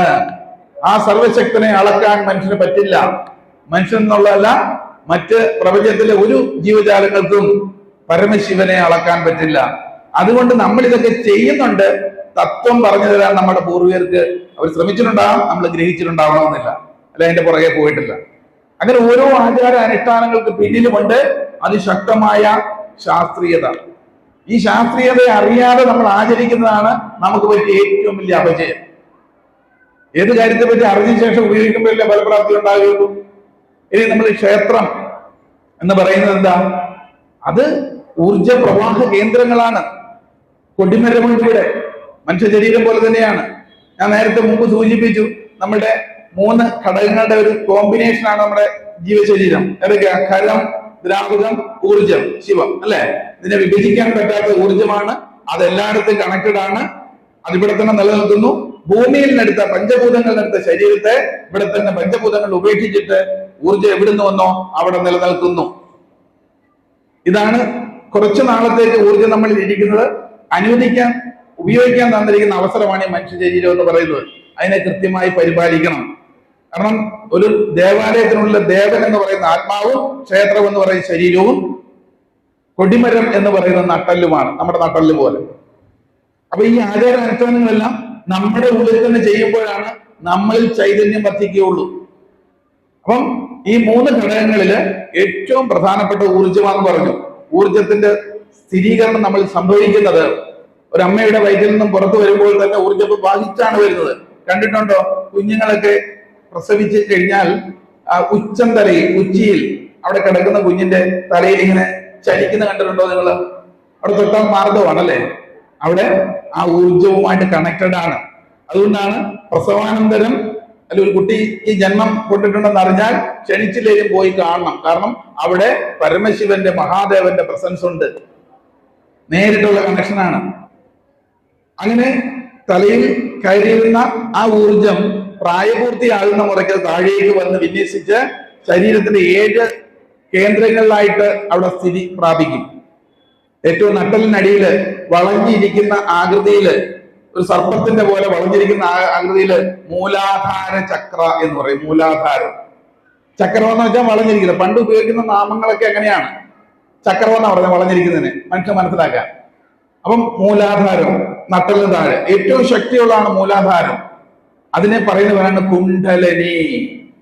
കുണ്ഡലം എന്ന് വെച്ചാൽ കമ്മൽ, കമ്മല് പോലെ വളഞ്ഞിരിക്കുന്ന കുണ്ഡലിനി ശക്തിയാണ് പരമശിവം. ഏറ്റവും സർവശക്തിയുള്ളത്, ഭൂമിയുമായിട്ട് അടുത്തിരിക്കുന്നത്. അതിന് തൊട്ട് മുകളിൽ നാഭിയുടെ ഭാഗത്തുള്ള ഊർജ വലയത്തെ പറയുന്നവരാണ് സ്വാധിഷ്ഠാന ചക്രം. അതിനും ചില കളർ കൊടുത്തിട്ടുണ്ട്. ഈ ഊർജത്തെ കാണാൻ പറ്റാത്ത കളർ കോഡ് കൊടുത്തിട്ടുണ്ട്. നമ്മുടെ ഇലക്ട്രിസിറ്റിക്ക് കൊടുത്തിരിക്കുന്ന പോലെ വൈദ്യുതിക്ക് കളർ കൊടുത്തിട്ടില്ലേ? നമ്മൾ സിഗ്നലിലോട്ട് പോകുമ്പം മഞ്ഞ കളറുണ്ട്, പച്ച കളറുണ്ട്, ചുവപ്പ് കളറുണ്ട്. അതെല്ലാം ഓരോ ഊർജത്തെ സൂചിപ്പിക്കുന്നതല്ലേ? അപ്പൊ നമ്മുടെ ശരീരത്തിലുള്ള ഊർജത്തെ സൂചിപ്പിക്കുന്ന കളറിലൂടെയാണ്. ഇതെല്ലാം ഇന്റർനാഷണൽ കളർ കോഡാണ്. അടിച്ചു നോക്കിയാൽ കിട്ടും. ഗൂഗിളിലേക്ക് ചോദിച്ചു നോക്കിയാൽ ചക്രകളുടെ കളർ. മൂലാധാരം പരമശിവന്റെ ശക്തി റെഡ് കളർ, ചുവപ്പ് കളറ്. അതിന് മുകളില് സ്വാധിഷ്ഠാനം ഓറഞ്ച് കളറ്. പൊക്കിളിന് തൊട്ട് താഴെ മണിപൂരകം മഞ്ഞ കളറ്. അതിന് മുകളില് നെഞ്ചിന്റെ ഭാഗം അനാഹതം പച്ച കളറ്. തൊണ്ടയുടെ വിശുദ്ധി നീലകണ്ഠൻ. ഓക്കെ, അവിടുന്ന് മുകളിലോട്ട് ഉര്യങ്ങൾക്ക് മധ്യത്തിൽ ആജ്ഞാചക്രം, ഏറ്റവും മുകളിൽ സഹസ്രാരം. അങ്ങനെ 7 ആധാര ചക്രങ്ങളിലായി ഊർജം വിന്യസിച്ചിരിക്കുന്നു ഭഗവത് ചൈതന്യം. ഇനി ഈ 7 ആധാര ചക്രങ്ങൾ കൂടാതെ ശരീരത്തിന് ആകമാനം 101 ഊർജ കേന്ദ്രങ്ങളും സബ് സെന്ററുകളും ഉണ്ട്. അങ്ങനെ 101 7 108. ഇതാണ് 108ന്റെ കഥ. നമ്മൾ ശിവക്ഷേത്രത്തിൽ വന്ന് 108 കൂടം ധാരയ്ക്ക് കരുതാറില്ലേ? എന്താ ഈ ധാര കോരുക എന്ന് പറഞ്ഞാൽ കംപ്ലീറ്റ് ക്ലെൻസ് ചെയ്യുക. അങ്ങനെ നമ്മുടെ മനസ്സിനെ ശുദ്ധീകരിക്കുന്നതിന് വേണ്ടിയാണ് ധാര നമ്മൾ വഴിപാടൊക്കെ എഴുതുന്നത്. എങ്കിലും നമ്മുടെ ശിവചൈതന്യം ഉയരുകയുള്ളൂ. അപ്പം 108 7 പ്രധാന ചക്രകൾ. ഇതിൽ ഏറ്റവും ശക്തിയുള്ളതാണ് മൂലാധാര ചക്രം. അവിടെ 3.5 ചുറ്റു വളയത്തിൽ വളഞ്ഞിരിക്കുന്ന ആ ഒരു സർപ്പത്തിന്റെ പോലെ, നാഗത്തിന്റെ പോലെ ഇരിക്കുന്ന ഊർജ കേന്ദ്രം അവിടെ പതിയിരിക്കുന്നു. അതിനെ മുകളിലേക്ക് ഉയർത്തുമ്പോഴാണ് ഒരു വ്യക്തിയിൽ ചൈതന്യം വർദ്ധിക്കൂ, ഊർജമുണ്ടാകുകയുള്ളൂ, അല്ലെങ്കിൽ ആരോഗ്യം നിലനിർത്താൻ പറ്റൂ. നമ്മള് ഡോക്ടർമാരുടെ ഒക്കെ എംബളം കണ്ടിട്ടുണ്ടോ നിങ്ങൾ? സ്റ്റിക്കറ് കാറിലൊക്കെ ഒട്ടിച്ച് വെച്ചിരിക്കുന്നത് എങ്ങനെയാ? അത് ഒരു 2 പാമ്പ് ഇങ്ങനെ എഴുതി ക്രോസ് അല്ല, പാമ്പ് കയറുന്ന കണ്ടിട്ടുണ്ടോ? എന്താ അതിന്റെ കാര്യം? ഈ ഡോക്ടർമാരുടെ കർമ്മം എന്താ? ആരോഗ്യ പരിപാലനമാണ്, അല്ലേ? അപ്പൊ ഒരു വ്യക്തിയിൽ ആരോഗ്യം പരിപാലിക്കണമെങ്കിൽ മൂലാധാരം തൊട്ട് മുകളിലേക്ക് ഊർജത്തെ ഉയർത്തണം. അതാണ് അവരുടെ കർമ്മം, ജോലി. അപ്പം ഈ കുണ്ടലിനിയെ ഉയർത്തുമ്പോൾ മാത്രമേ ഊർജമുണ്ടാവുള്ളൂ. അങ്ങനെ സർപ്പം താഴേന്ന് മുകളിലേക്ക് വന്ന് കണ്ടത്തിൽ ചുറ്റിയിരിക്കുന്നു ശിവഭഗവാന്റെ കഴുത്തിൽ. ആ നാഗം ശാന്തനായി. അങ്ങനെ സാക്ഷാൽ പരമശിവന്റെ കഴുത്തിലേക്ക് മൂലാധാരം മുതല് ഓരോ ആധാര ചക്രകളിലേക്കും ഉയർന്നു വരുന്ന ഊർജം, അത് ആ കണ്ടത്തിൽ ചുറ്റി അനുഗ്രഹം തരുന്നതാണ് ആ സർപ്പസങ്കല്പം. ഇതുവല്ലോ അറിഞ്ഞുകൊണ്ടാണോ നമ്മൾ കാണുന്നത്? ഇതിന്റെയൊക്കെ പിന്നിൽ സയൻസ് ഉണ്ട്. ഇനി മറ്റു മതങ്ങളോ നമ്മുടെ മതത്തിൽ തന്നെ ഇങ്ങനെയുള്ള വിവരങ്ങൾ അറിഞ്ഞില്ലെങ്കിലും നമ്മുടെ കുട്ടികൾ ഇതൊക്കെ ചോദിക്കുമ്പോൾ നമ്മള് മറുപടി പറയും. എന്താണെന്നറിയാമോ? മലയാളത്തിലെ 2ാമത്തെ അക്ഷരം ഏതാ? ആ ആ. ഇവിടെയാണ് ഹിന്ദുവിന് പറ്റിയ അപജയം. നമ്മൾ ഓരോന്നും ചെയ്യുന്നുണ്ട്, എടുക്കുന്നുണ്ട്. പക്ഷെ അതിന്റെ പിന്നിൽ എന്ത് സയൻസ് എന്നുള്ളത് യുവതലമുറയ്ക്ക് പറഞ്ഞു കൊടുക്കാൻ പറ്റിയില്ലെങ്കിൽ, ഈ മഹത്തരമായിട്ടുള്ള മഹാശക്തിയെ പറ്റി അറിയുന്നില്ല, നമ്മുടെ ആചാര അനുഷ്ഠാനങ്ങളുടെ പിന്നിലുള്ള ശാസ്ത്രീയത അറിയാത്തതുകൊണ്ട് വിശ്വാസങ്ങളിൽ നിന്ന് അകന്നു പോകുന്നു. അങ്ങനെ വിശ്വാസങ്ങളിൽ നിന്ന് അകന്നുപോയി അങ്ങനെ അതിലേക്ക് എത്താതിരിക്കാൻ കലിയുഗത്തിൽ സർവ്വ പ്രഭാവങ്ങളും ഛിദ്രശക്തികളുടെ താണ്ഡവമാടിക്കൊണ്ടേയിരിക്കുന്നു. അപ്പം കുറച്ചു പേരെങ്കിലും, ഈ ശ്രദ്ധിക്കാൻ കഴിവുള്ളവരെങ്കിലും അത് തന്നെ നിയോഗിക്കപ്പെട്ടവരാണ്, അനുഗ്രഹിക്കപ്പെട്ടവരാണ്. ഇതൊക്കെ തന്നെയാണ് നമ്മുടെ ഋഷീശ്വരന്മാർ നമ്മളെ പറഞ്ഞു മനസ്സിലാക്കാൻ കഥാരൂപേണ ഇതൊക്കെ അവതരിപ്പിച്ചത്. കഥയിലൂടെ പറയുമ്പോഴല്ലേ ആൾക്കാർക്ക് ശ്രദ്ധിക്കുകയുള്ളൂ. കഥ ഇപ്പൊ ഞാൻ ഈ പ്രോഗ്രാമിലോട്ട് സ്റ്റേജിലോട്ട് കയറുന്നതിന് മുമ്പ് കഥാരൂപേണ പല ഭഗവത് കാര്യങ്ങൾ ഇവിടെ ഒരു പാഠകത്തിലൂടെ അവതരിപ്പിക്കുന്നുണ്ടല്ലേ? കഥകളല്ലേ അത് മുഴുവൻ പറഞ്ഞത്. അപ്പൊ കഥകളൊക്കെ പറയുമ്പോൾ നമ്മൾ കേട്ട് രസിച്ചിരിക്കും, പക്ഷെ അതിനകത്തുള്ള തത്വം അറിയില്ല. നമുക്കറിയാമല്ലോ, ഭഗവത്ഗീത ഭജിക്കാൻ പറ്റാത്ത ഗീത, വിഭജിക്കാൻ പറ്റാത്ത തത്വത്തെ പറ്റിയുള്ള ഗീതകമാണ് ഭഗവത്ഗീത. ഭഗവാനെ പറ്റിയുള്ളത്. ഭഗവത്ഗീത എപ്പോഴാ ഉണ്ടായത്? 5500 വർഷങ്ങൾക്ക് മുമ്പ്. എന്താ ഉണ്ടാകുന്ന സന്ദർഭം? എന്താ? ഒരു സംഘർഷ ഭൂമിയിൽ, അല്ലെ? സംഘർഷം ഉണ്ടായപ്പോഴാണല്ലോ ഭഗവത്ഗീത ഉണ്ടാകുന്നത്. അല്ലെങ്കിൽ ഭഗവത്ഗീത ഉണ്ടാകേണ്ട ആവശ്യം ഉണ്ടായിരുന്നില്ല. ആ സംഘർഷ ഭൂമിയിൽ അവിടെ വാഗ്വാദങ്ങൾ അല്ലെങ്കിൽ ചോദ്യോത്തരങ്ങളാണ് നടക്കുന്നത്. അർജുനനും കൃഷ്ണനും തമ്മിലുള്ള സംവാദമാണ് ഭഗവത്ഗീതയുടെ ആധാരം എന്ന് പറയുന്നത്. 18 അധ്യായങ്ങൾ. അതിൽ 1ാമത്തെ അധ്യായം തന്നെ എന്താണ്? അർജുന വിഷാദ യോഗം. അർജുനൻ വിഷണ്ണനായി ഇരിക്കുകയാണ്. വിഷണ്ണനായിട്ടിരിക്കുമ്പോഴല്ലേ ഭഗവാന്റെ ഇടപെടൽ ഉണ്ടാകുകയുള്ളൂ. ഭഗവാൻ എന്ന് പറയുന്നത്, കൃഷ്ണൻ എന്ന് പറയുന്നത് പ്രപഞ്ച ശക്തിയാണ്, ശിവചൈതന്യമാണ്. അപ്പം അതിനെ സാധാരണക്കാർക്ക് ഇങ്ങനെ പറഞ്ഞാൽ മനസ്സിലാവില്ല. അത് കഥാ സന്ദർഭങ്ങളിലൂടെ, ആ സാഹചര്യത്തിലൂടെ എത്തിച്ചു. അർജുനൻ തളർന്നിരിക്കാൻ കാര്യം എന്താ? ഒരു സംഘർഷം വന്നു, പ്രതിസന്ധി വന്നപ്പോൾ തളർന്ന് വിഷമനായി കരയുകയാണ്, പൊട്ടിക്കരയുകയാണ്. തന്റെ മുന്നിലുള്ള ആ ഗുരുക്കന്മാരെയും ബന്ധുമിത്രാദികളെയും എങ്ങനെ വധിക്കും? ആ അസന്നിഗ്ധ മുഹൂർത്തമല്ലേ ഇപ്പോൾ നമ്മളുടെയൊക്കെ ചുറ്റിനും ഓരോ കുടുംബങ്ങളിലും ഉള്ളത്. ഓരോ കുടുംബങ്ങളിലും തകർന്നിരിക്കുന്ന അവസ്ഥ. ഈ സമയത്താണ് ഭഗവാന്റെ ഇടപെടൽ ഉണ്ടായത്. അപ്പം ആദ്യം ഭഗവാൻ എന്താ പറഞ്ഞത്? അർജുനനെ ഒന്ന് ഉത്തേജിപ്പിച്ചു. നീ ആരാണ് എന്ന് ആദ്യം ഒന്ന് പ്രൊമോട്ട് ചെയ്യുകയാണ് ചെയ്തത്. അല്ലെങ്കിൽ നല്ലൊരു എൻകറേജ്മെന്റ് കൊടുത്തു. ഹേ അർജുന, നീ എത്ര കഴിവുള്ളവനാണ്, ധീര യോദ്ധാവാണ്, ഇങ്ങനെ സ്ത്രീകളെ പോലെ കരയാതെ എന്നൊക്കെ പറഞ്ഞ് അർജുനന്റെ കഴിവുകളെ പറ്റി പറഞ്ഞപ്പോൾ അർജുനൻ അപ്പോഴാണെന്ന് കണ്ണു തുറന്ന് ബുദ്ധി തുറന്നു. ഉടൻ തന്നെ ചോദ്യം വന്നു. അങ്ങനെ മയങ്ങി കിടക്കുമ്പോൾ ചോദ്യം വരില്ല. ഭഗവാനോട് ചോദിച്ചു, ഇത് അധർമ്മമല്ലേ? ഉടനെ ഭഗവാൻ പറഞ്ഞതാണ്, നീ ചെയ്യുന്ന അധർമ്മമല്ല, ആത്മാവിനെ കൊല്ലാൻ പറ്റില്ല. ആത്മാവിനെ കൊല്ലാൻ പറ്റില്ല, മുറിക്കാൻ പറ്റില്ല.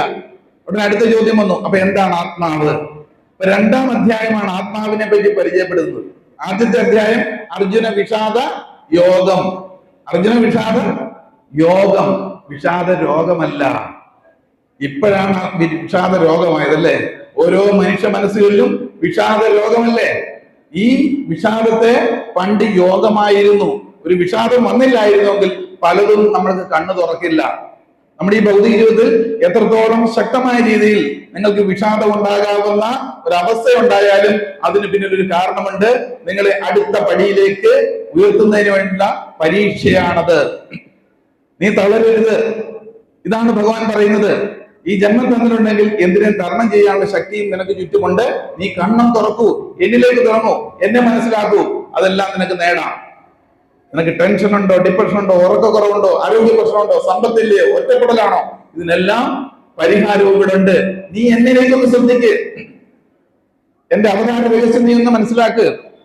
ഇതാണ് ഭഗവാൻ കഥകളിലൂടെയൊക്കെ നമ്മളിലേക്ക് എത്തിക്കാൻ ശ്രമിച്ചത്.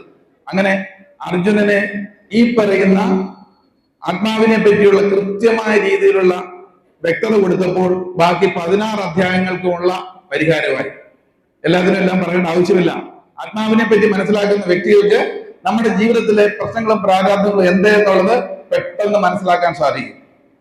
ഈ ആത്മപരിചയമാണ് കൃഷ്ണൻ അർജുനന് അന്ന് കൊടുത്തത്. ചുരുക്കം പറഞ്ഞാൽ ആദ്യത്തെ കൗൺസിലർ കൃഷ്ണനാണ്. ഈ മഹാചൈതന്യത്തെ പരിചയപ്പെടുത്തി കൊടുത്തത് കൃഷ്ണൻ അർജുനനോട് പറയുന്ന ആ കഥാരൂപേണ നമ്മുടെ ഋഷീശ്വരന്മാർ, യോഗീശ്വരന്മാര് ഇവിടെ അവതരിപ്പിച്ചു.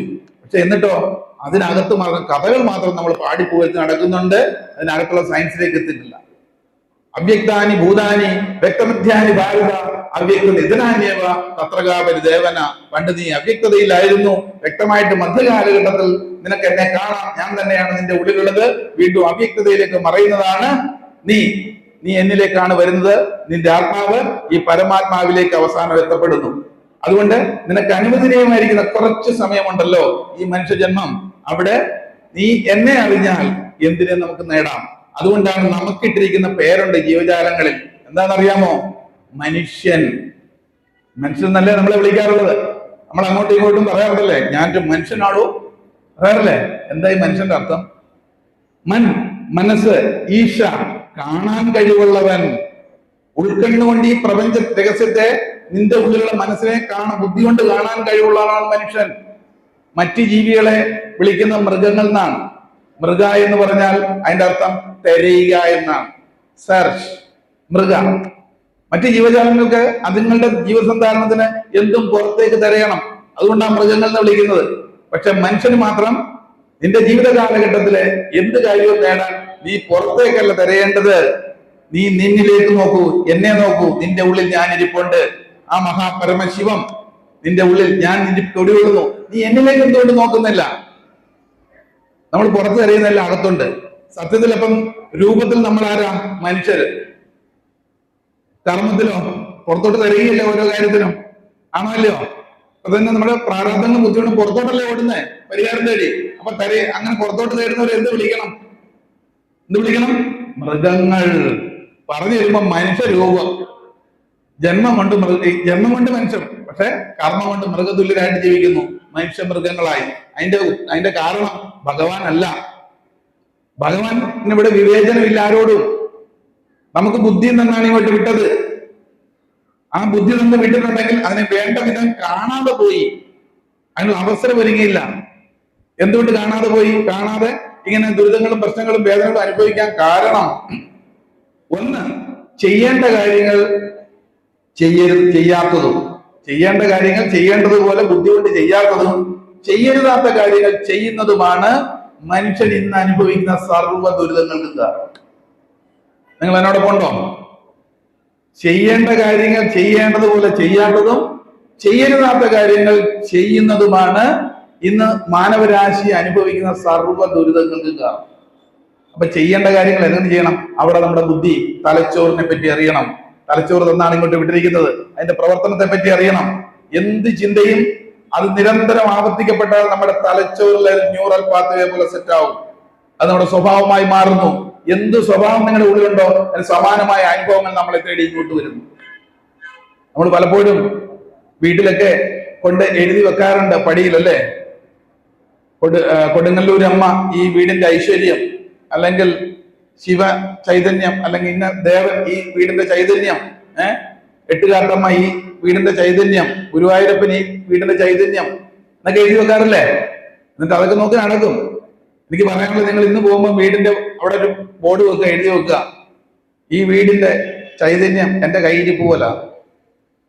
നിങ്ങളുടെ മനസ്സിലെ ചിന്തകൾ എന്താണോ, അത് ഏത് വിധത്തിലാണോ നിങ്ങളെ പരിപാലിക്കുന്ന, അതാണ് നിങ്ങളുടെയും നിങ്ങളുടെ കുടുംബത്തിന്റെയും ചൈതന്യം. ഭഗവാൻ ചുറ്റുമുണ്ട്. നീ ഏത് രൂപത്തിൽ നിന്റെ ഉള്ളിലേക്ക് കൊടുക്കുന്നോ സമാനമായ അനുഭവങ്ങൾ നിന്നിലേക്ക് ഞാൻ എത്തിക്കും. അതാണ് ശിവചൈതന്യം. സാമാന്യ ബുദ്ധിക്ക് മനസ്സിലാകാൻ വേണ്ടി ഞാൻ പറയാം. ഇവിടെ കുറച്ച് പഞ്ചസാര ഇടാം ഈ സ്റ്റേജിൽ, കുറച്ച് ഒരു പിടി. കുറച്ച് കഴിയുമ്പോ ഇവിടെ എന്ത് വരും? ഉറുമ്പ് വരുമല്ലോ. ഉറുമ്പിന് എങ്ങനെ മനസ്സിലായി ഇവിടെ പഞ്ചസാര ഉണ്ടെന്ന്? ഇനിയും സാമാന്യ യുക്തിക്ക് മനസ്സിലാകുന്നില്ലെങ്കിൽ വലിയൊരു സ്റ്റേജാണ്, 10 നിലയ്ക്ക് മുകളിലാണ്. അതിന്റെ നടുവിൽ കുറച്ചിട്ട് നോക്കൂ, താഴേന്ന് വരും അരമണിക്കൂറിനുള്ളിൽ അവിടെ ഉറുമ്പ്. കാരണം ഈ പ്രപഞ്ചത്തിനൊരു നിയമമുണ്ട്. ഒരു സ്ഥലത്ത് എന്താണോ കുമിഞ്ഞുകൂടുന്ന അടിഞ്ഞുകൂടുന്നത് സമാനമായവയെ ആകർഷിക്കും. നിങ്ങളുടെ ഉള്ളിലുള്ള ആത്മാവിന് ഈ കഴിവുണ്ട്, ഈ ദൈവചൈതന്യത്തിന് ഈ കഴിവുണ്ട്. പക്ഷെ ദൈവത്തിന് ശക്തിയുണ്ട്. അതിനെ ഉപയോഗിക്കാൻ ബുദ്ധി എന്തെന്നാ വിട്ടിരിക്കുന്നത്. നീ എന്താണോ നിന്റെ ഉള്ളിലേക്ക് നടക്കുന്നത് സമാനമായ അനുഭവം നമ്മളെ തേടി ഇങ്ങോട്ട് വരുന്നു. ഇനി നമ്മുടെ വീടിന്റെ സൈഡില് ഒരു വേസ്റ്റ് കുഴിയുണ്ട്. ചപ്പിയവുകളെല്ലാം ആയിട്ട് പച്ചക്കറി വേസ്റ്റും ഫുഡ് വേസ്റ്റും എല്ലാം കൂടെ അഴുക്കായി കിടക്കുകയാണ്, അഴിഞ്ഞ് കിടക്കുകയാണ്. അവിടേക്ക് എന്തായിരിക്കും വരിക? ആകർഷിക്കുന്നത് ഈച്ചകളും കൊതുകുകളും പുഴുക്കളും പ്രാണികളും കീടങ്ങളും. അതിനും ആരെങ്കിലും ചണക്കത്ത് കൊടുത്തോ? ഒരു സ്ഥലത്ത് എന്താണോ കുമിഞ്ഞുകൂടിയ സമാനമായതല്ലേ വരുള്ളൂ. നിങ്ങളുടെ ആത്മാവിലേക്ക് എന്താണോ നിങ്ങൾ അടിച്ചുകൂട്ടുന്നത്, മറച്ചു വെക്കുന്നത്, മാലിന്യ ചിന്തയാണെങ്കിൽ മാലിന്യം അനുസരിച്ചുള്ള അനുഭവങ്ങളായിരിക്കും വരിക. അത് ചിന്തയിലൂടെയല്ലേ കടന്നു വിടുന്നത് നമ്മൾ. ഈ ചിന്തകളെ അങ്ങനെ മൈന്യൂട്ട് ചെയ്യാനായിട്ട്, ക്ലീൻ ചെയ്യാനാണ് നമ്മൾ ദേവാലയങ്ങളിൽ വരുന്നത്. നമ്മുടെ തന്നെ ചിന്തകളെ, അഴുക്ക് ചിന്തകളെ കുറച്ചു കൊണ്ടുവരാനും സച്ചിന്തകളെ നിറയ്ക്കുവാനുമാണ് സത്സംഗങ്ങൾ. സച്ചിന്തകൾ, സത്പ്രവർത്തനങ്ങളെല്ലാം നമ്മുടെ തന്നെ ആത്മാവിലേക്ക് മാലിന്യത്തെ കുറിച്ച് ശക്തി കൂട്ടുമ്പോൾ സമാനമായ അനുഭവങ്ങൾ പ്രപഞ്ചത്തിൽ നിന്ന് ചേർത്ത് തരുന്നതിന് വേണ്ടിയിട്ടാണ്. ദൈവം സദാസന്നദ്ധനാണ്. പക്ഷെ നീ നിന്റെ ഉള്ളിലുള്ള അഴുക്കിനെ കളഞ്ഞുകൊണ്ട് എന്റെ ശക്തിയെ സച്ചിന്തകൾ നിറയ്ക്കൂ, നിനക്ക് വേണ്ടതെല്ലാം ഞാൻ ചേർത്ത് തരുന്നു. നമ്മുടെ വീടിന്റെ സൈഡില് ഒരു പൂന്തോട്ടം ഇപ്പൊ ഇല്ല, ഗാർഡൻ ഇല്ല. ഒരു ചിന്തയിൽ നല്ല പ്രവൃത്തി വരുന്നത്, പ്രവൃത്തിയും നല്ല റിസൾട്ട് ഉണ്ടാകുന്നത്. അവിടെ നിങ്ങള് മനസ്സുകൊണ്ട് ചിന്തിച്ചു, അവിടെ കുറച്ച് ചെടികളെല്ലാം കൊണ്ടുവച്ചു, അല്ല കുറച്ച് വിത്തുകളൊക്കെ പാകി, 2-3 മാസം കഴിയുമ്പോൾ നിറച്ച് പൂക്കളുള്ള പൂന്തോട്ടമായി മാറി. അവിടേക്ക് എന്തൊക്കെയായിരിക്കും ആകർഷിക്കുന്നത്? എന്തൊക്കെ ആകർഷിക്കും? പൂമ്പാറ്റകളും തേൻവണ്ടുകളും തേൻകുരുവികളും എല്ലാം വരില്ലേ? അതിനും ആരും ക്ഷണക്കത്ത് കൊടുത്തില്ലല്ലോ. നമുക്ക് അനുവദനീയമായിരിക്കുന്ന നിങ്ങളുടെ ആത്മാവിലേക്ക് അവിടെ കുപ്പത്തൊട്ടിയാക്കണോ പൂന്തോട്ടമാക്കണോ എന്ന് തീരുമാനിക്കാനുള്ള ബുദ്ധി മനുഷ്യന് തന്നാണ് ദൈവം ഇങ്ങോട്ട് വിട്ടിരിക്കുന്നത്. ഇപ്പം മാലിന്യ കൂമ്പാരത്തെ കഴുകിക്കളയാനാണ് നമ്മൾ ചെയ്യുന്ന ആചാരാനുഷ്ഠാനങ്ങൾ. നമ്മൾ മറ്റൊരു പഴഞ്ചൊല്ലും കേട്ടിട്ടുണ്ടാവും, മുഖം മനസ്സിന്റെ കണ്ണാടി. എപ്പോഴും പറയുന്നല്ലേ, മനസ്സിൽ തോന്നുന്ന മുഖത്തേക്ക് വരില്ലേ, മനസ്സിൽ തോന്നുന്ന ശരീരത്തിലേക്ക് വരില്ലേ. അപ്പം മനസ്സിൽ എന്തു തോന്നിയാലും ശരീരത്തിൽ വരുമെങ്കിൽ മുഖത്തും ശരീരത്തിലും മാറ്റം വന്നാൽ അകത്തും മാറ്റം ഉണ്ടാവും. ദേഹത്ത് എന്ത് മാറ്റം വരുത്തിയാലും ദേഹിയിലേക്ക് എത്തുന്നു, ദേഹിയിൽ മാറ്റം വന്നാൽ ദേഹത്തും ഉണ്ടാവും. നിങ്ങൾ എന്നോട് പോകണമെന്ന് വിചാരിക്കുന്നു, ഉണ്ടോ ഇല്ലയോ? അപ്പൊ നമ്മുടെ അകത്ത് മാറ്റം ഉണ്ടാകാനല്ലേ പുറത്ത് പലതും ചെയ്യുന്നത്.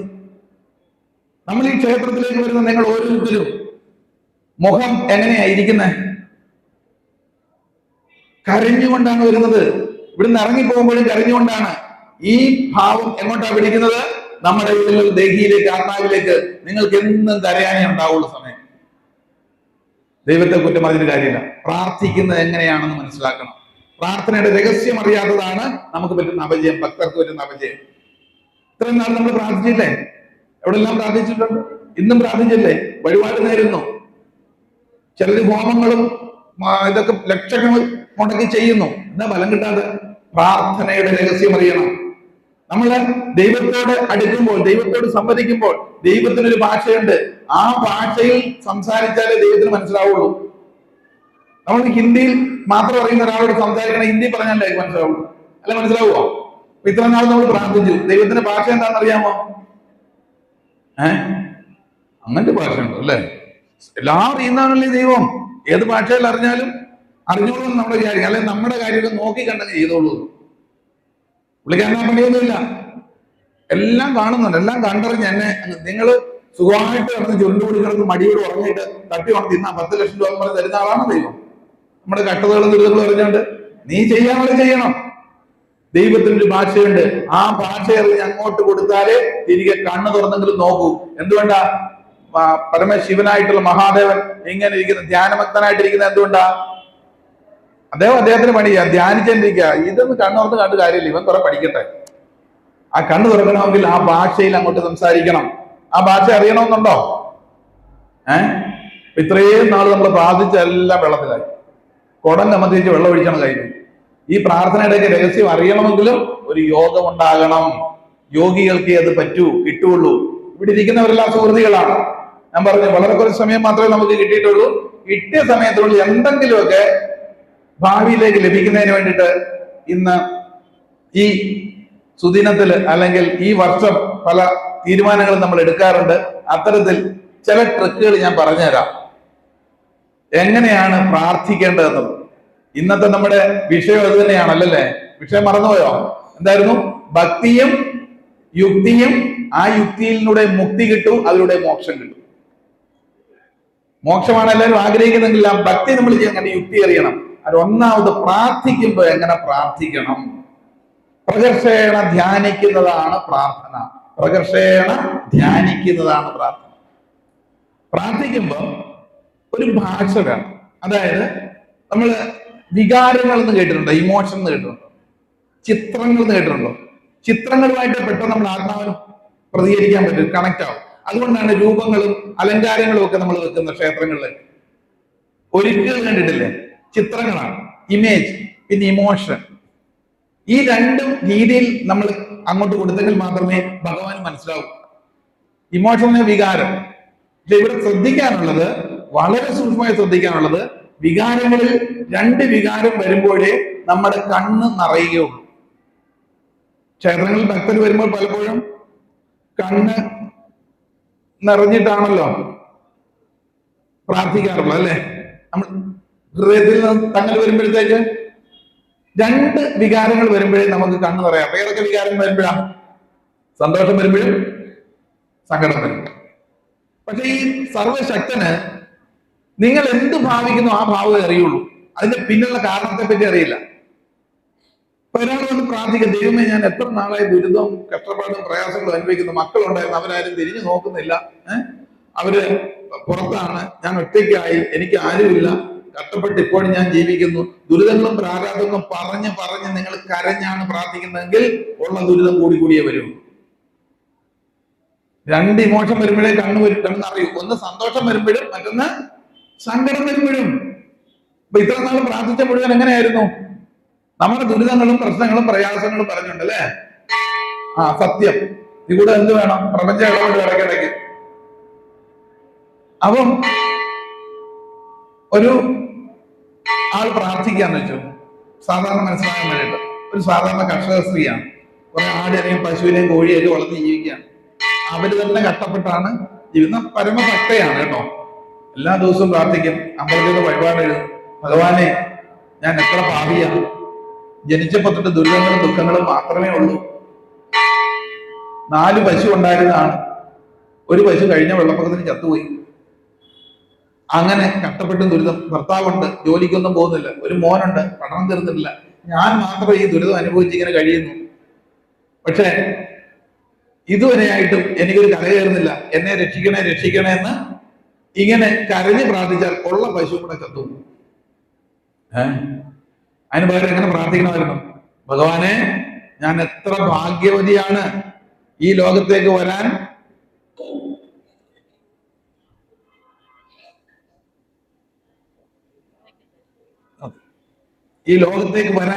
അവസരം ലഭിച്ചതിന് നന്ദി. നമുക്ക് ഇതുവരെ ജീവിക്കാൻ അവസരം കിട്ടിയതിന് നന്ദി. ഇവിടം വരെ എഴുന്നേറ്റ് നടന്നു വരാൻ നമുക്ക് യാതൊരു ബുദ്ധിമുട്ട് ഈ നിമിഷം വരെ ഉണ്ടായിട്ടില്ല. ഉണ്ടോ? അങ്ങനെ കഷ്ടപ്പെടുന്ന എത്രയോ ആൾക്കാരുണ്ട്. ഇവിടെ എന്നെ പരിചയപ്പെടുത്തിട്ടുണ്ട്. ഞാൻ ആത്മീയ പ്രഭാഷകൻ മാത്രമല്ല, ഒരു സയന്റിസ്റ്റാണ്, സൈക്കോളജിസ്റ്റാണ്, കൗൺസിലറാണ്. ഓരോ ദിവസവും നീറുന്ന പ്രശ്നങ്ങളുമായിട്ട് ഒരുപാട് ആൾക്കാർ എന്റെ സെന്ററിലേക്ക് വരാറുണ്ട്. അത് കുട്ടികളെ കൊണ്ട് മുതിർന്നവരും കുടുംബത്തോടൊക്കെ വരാറുണ്ട്. അപ്പൊ അവരിലേക്ക് പലരുടെയും പ്രശ്നം എന്താ? ഈ പറയുന്ന ഒരുപാടുണ്ട്. പക്ഷെ ആത്മസുഖമില്ല, മനോസുഖമില്ല. അതിന് പരിഹാരം തേടി വരുന്നവരാണ്. ഞാൻ എപ്പോഴും പറയുക, നിങ്ങൾ 3 സ്ഥലങ്ങളൊന്ന് സന്ദർശിച്ച് നോക്കിയാൽ അറിയാൻ പറ്റും. ഒരു ഗുരുവിനോട് ഇതേപോലെ ഒരു ശിഷ്യൻ ചോദിച്ചു, ഏറ്റവും പരമമായ സുഖം അല്ലെങ്കിൽ ഈ ജന്മത്ത് എന്താണ് വേണം ചോദിച്ചു. പറഞ്ഞു, നിനക്ക് 3 ദിവസങ്ങൾ തരും. ആ 3 ദിവസവും പൂർണ്ണമായിട്ട് അതായത് സ്ഥലങ്ങളിൽ ഒന്ന് ചെലവഴിച്ചിട്ട് വേണം വരാൻ. ആയിക്കോട്ടെ ഗുരു. 1-ാമത്തെ ദിവസം നീ ഏതെങ്കിലും ആശുപത്രിയിലൊക്കെ പോകുന്നു പറഞ്ഞു. ആശുപത്രിയിലേക്ക് ആ ദിവസം മുഴുവൻ അയാള് ആശുപത്രിയുടെ വാർഡുകളിലും അവിടെ എല്ലാം സഞ്ചരിച്ച് തിരികെ വന്നപ്പോഴാണ് അറിഞ്ഞത്, എനിക്ക് നടക്കാൻ പറ്റുന്നുണ്ട്, ഭക്ഷണം കഴിക്കാൻ കുഴപ്പമില്ല, വെള്ളം കുടിക്കാൻ കുഴപ്പമില്ല, വിശപ്പുണ്ട്, ദാഹമുണ്ട്. ഇതുപോലെയുള്ള ഹാർട്ടും കിഡ്നിയും ലിവറും ഇല്ലാത്തവര്, അവര് ധനികരാണ്, പക്ഷെ യോജിച്ച ഒരു കിഡ്നി ഇല്ല, ലിവർ ഇല്ല. അവരെത്ര പൈസ വേണം കൊടുക്കാൻ തയ്യാറാണ്. ഒരു ദിവസം ഒരു തരണം ചെയ്യാനുള്ള ഒരു കേഴുകയാണ്. അതിപ്പോ അംബാനി ആയാലും സാധാരണക്കാരായാന്ന് പറഞ്ഞാലും ഒരു ദിവസം പോലും പൈസ കൊണ്ട് ഒന്നും നേടാൻ പറ്റില്ല. അത് ഏറ്റവും വലിയ നമ്മുടെ ആരോഗ്യം തന്നെയല്ലേ. ഇവിടെ ഇരിക്കുന്ന ഓരോരുത്തരും ഇന്ന് നടന്നു വന്നവരല്ലേ ഇങ്ങോട്ട്. ഇത്രയും വലിയ സമ്പത്ത് എന്താണ് വേണം? ഇത് ലഭിച്ച ദൈവത്തോട് നന്ദിയല്ലേ ആദ്യം കൊടുക്കേണ്ടത്?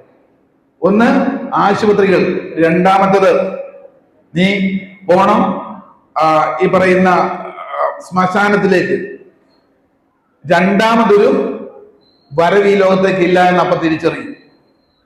ഒരിക്കൽ മാത്രമേ നമുക്ക് കിട്ടിയിട്ടുള്ളൂ. മൂന്നാമത് ഈ ജയിലുകളിലേക്ക് പോകണം. ജയിലുകളിലേക്ക് ഒന്ന് പോയി സഞ്ചരിക്കുക. ഒരു ദിവസം പോകുമ്പോഴാണ് സ്വാതന്ത്ര്യത്തിന്റെ വില അറിയുള്ളൂ. എത്രയോ ആൾക്കാര് അതിനകത്ത് അങ്ങ് കിടക്കുകയാണ്, വേറെ മാർഗമൊന്നുമില്ല. ഒരുപക്ഷെ അവർ പുറത്തായിരുന്ന സമയത്ത് മദ്യവും മയക്കുമരുന്നും ഒക്കെ കഴിച്ച് എന്തെങ്കിലുമൊക്കെ കാട്ടിക്കൂട്ടി. പക്ഷെ ഇതിനകത്ത് വന്നപ്പോഴോ ഒന്നും കഴിക്കാൻ പറ്റാതെ ഓരോ മണിക്കൂറും ചെലവിടുകയാണ്. എന്നിനെയും പുറത്തിറങ്ങാൻ പറ്റുമെന്ന് അറിയില്ല. ജീവപര്യന്ത ശിക്ഷയൊക്കെ അനുഭവിച്ചാണ്. അപ്പൊ ഈ ലോകത്തേക്ക് വന്നിട്ടുണ്ടെങ്കിൽ ഏറ്റവും കൂടുതൽ നമ്മുടെ ആരോഗ്യവും സ്വാതന്ത്ര്യവും അതോടൊപ്പം തന്നെ ജീവനുമാണ്. ഈ 3 ഉള്ളവരല്ലേ ഇവിടെ ഇരിക്കുന്നത്. നമ്മൾ ദേവാലയത്തിലോട്ട് വന്ന് കേടരുത്, സന്തോഷത്തോടെ ലഭിച്ചതിന് നന്ദി പറയുക.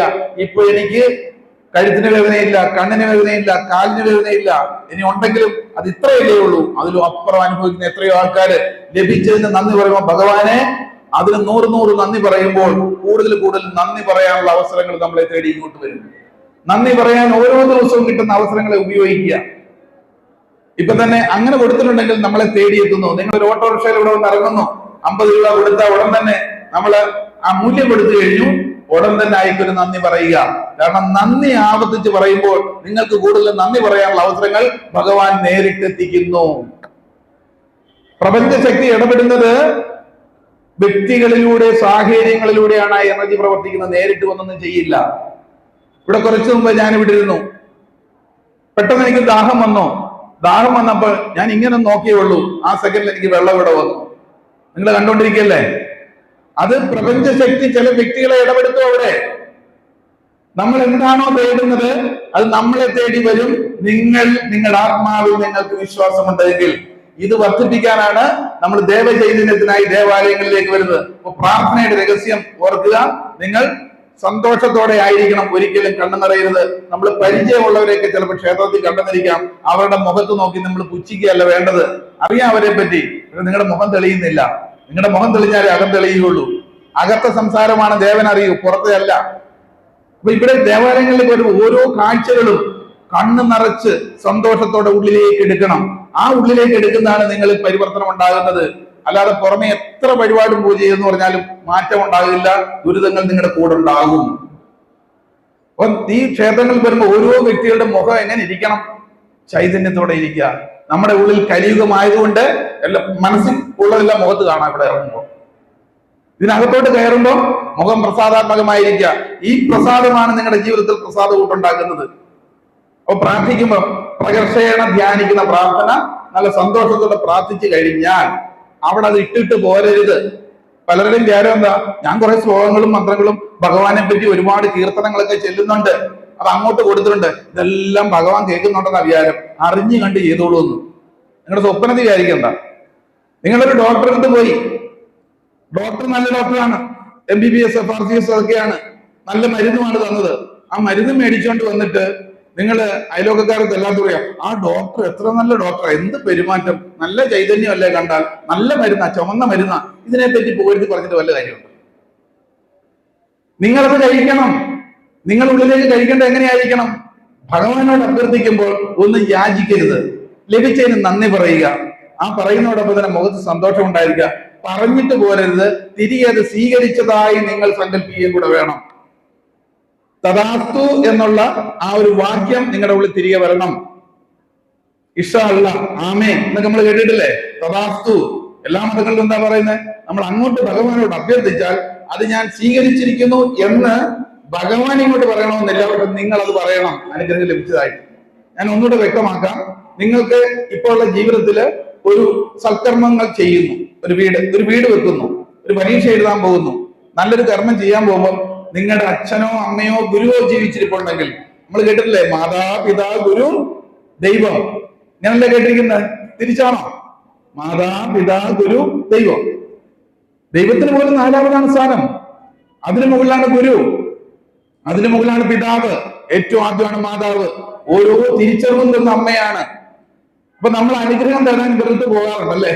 എന്തെങ്കിലും നല്ല കാര്യങ്ങൾ നമ്മൾ ജീവിതത്തിൽ നടക്കാൻ പോകുമ്പോൾ അവർ ജീവിച്ചിരിപ്പുണ്ടെങ്കിൽ അവരടുത്ത് പോയി അനുഗ്രഹം തേടും. അമ്മ, അച്ഛനെ അല്ലെങ്കിൽ ഗുരുവിന്റെ അടുത്ത് പോയിട്ട് ഇങ്ങനെ കാര്യത്തിന് ഞാൻ പോവുകയാണെന്ന് അവരെന്ത് പറയും?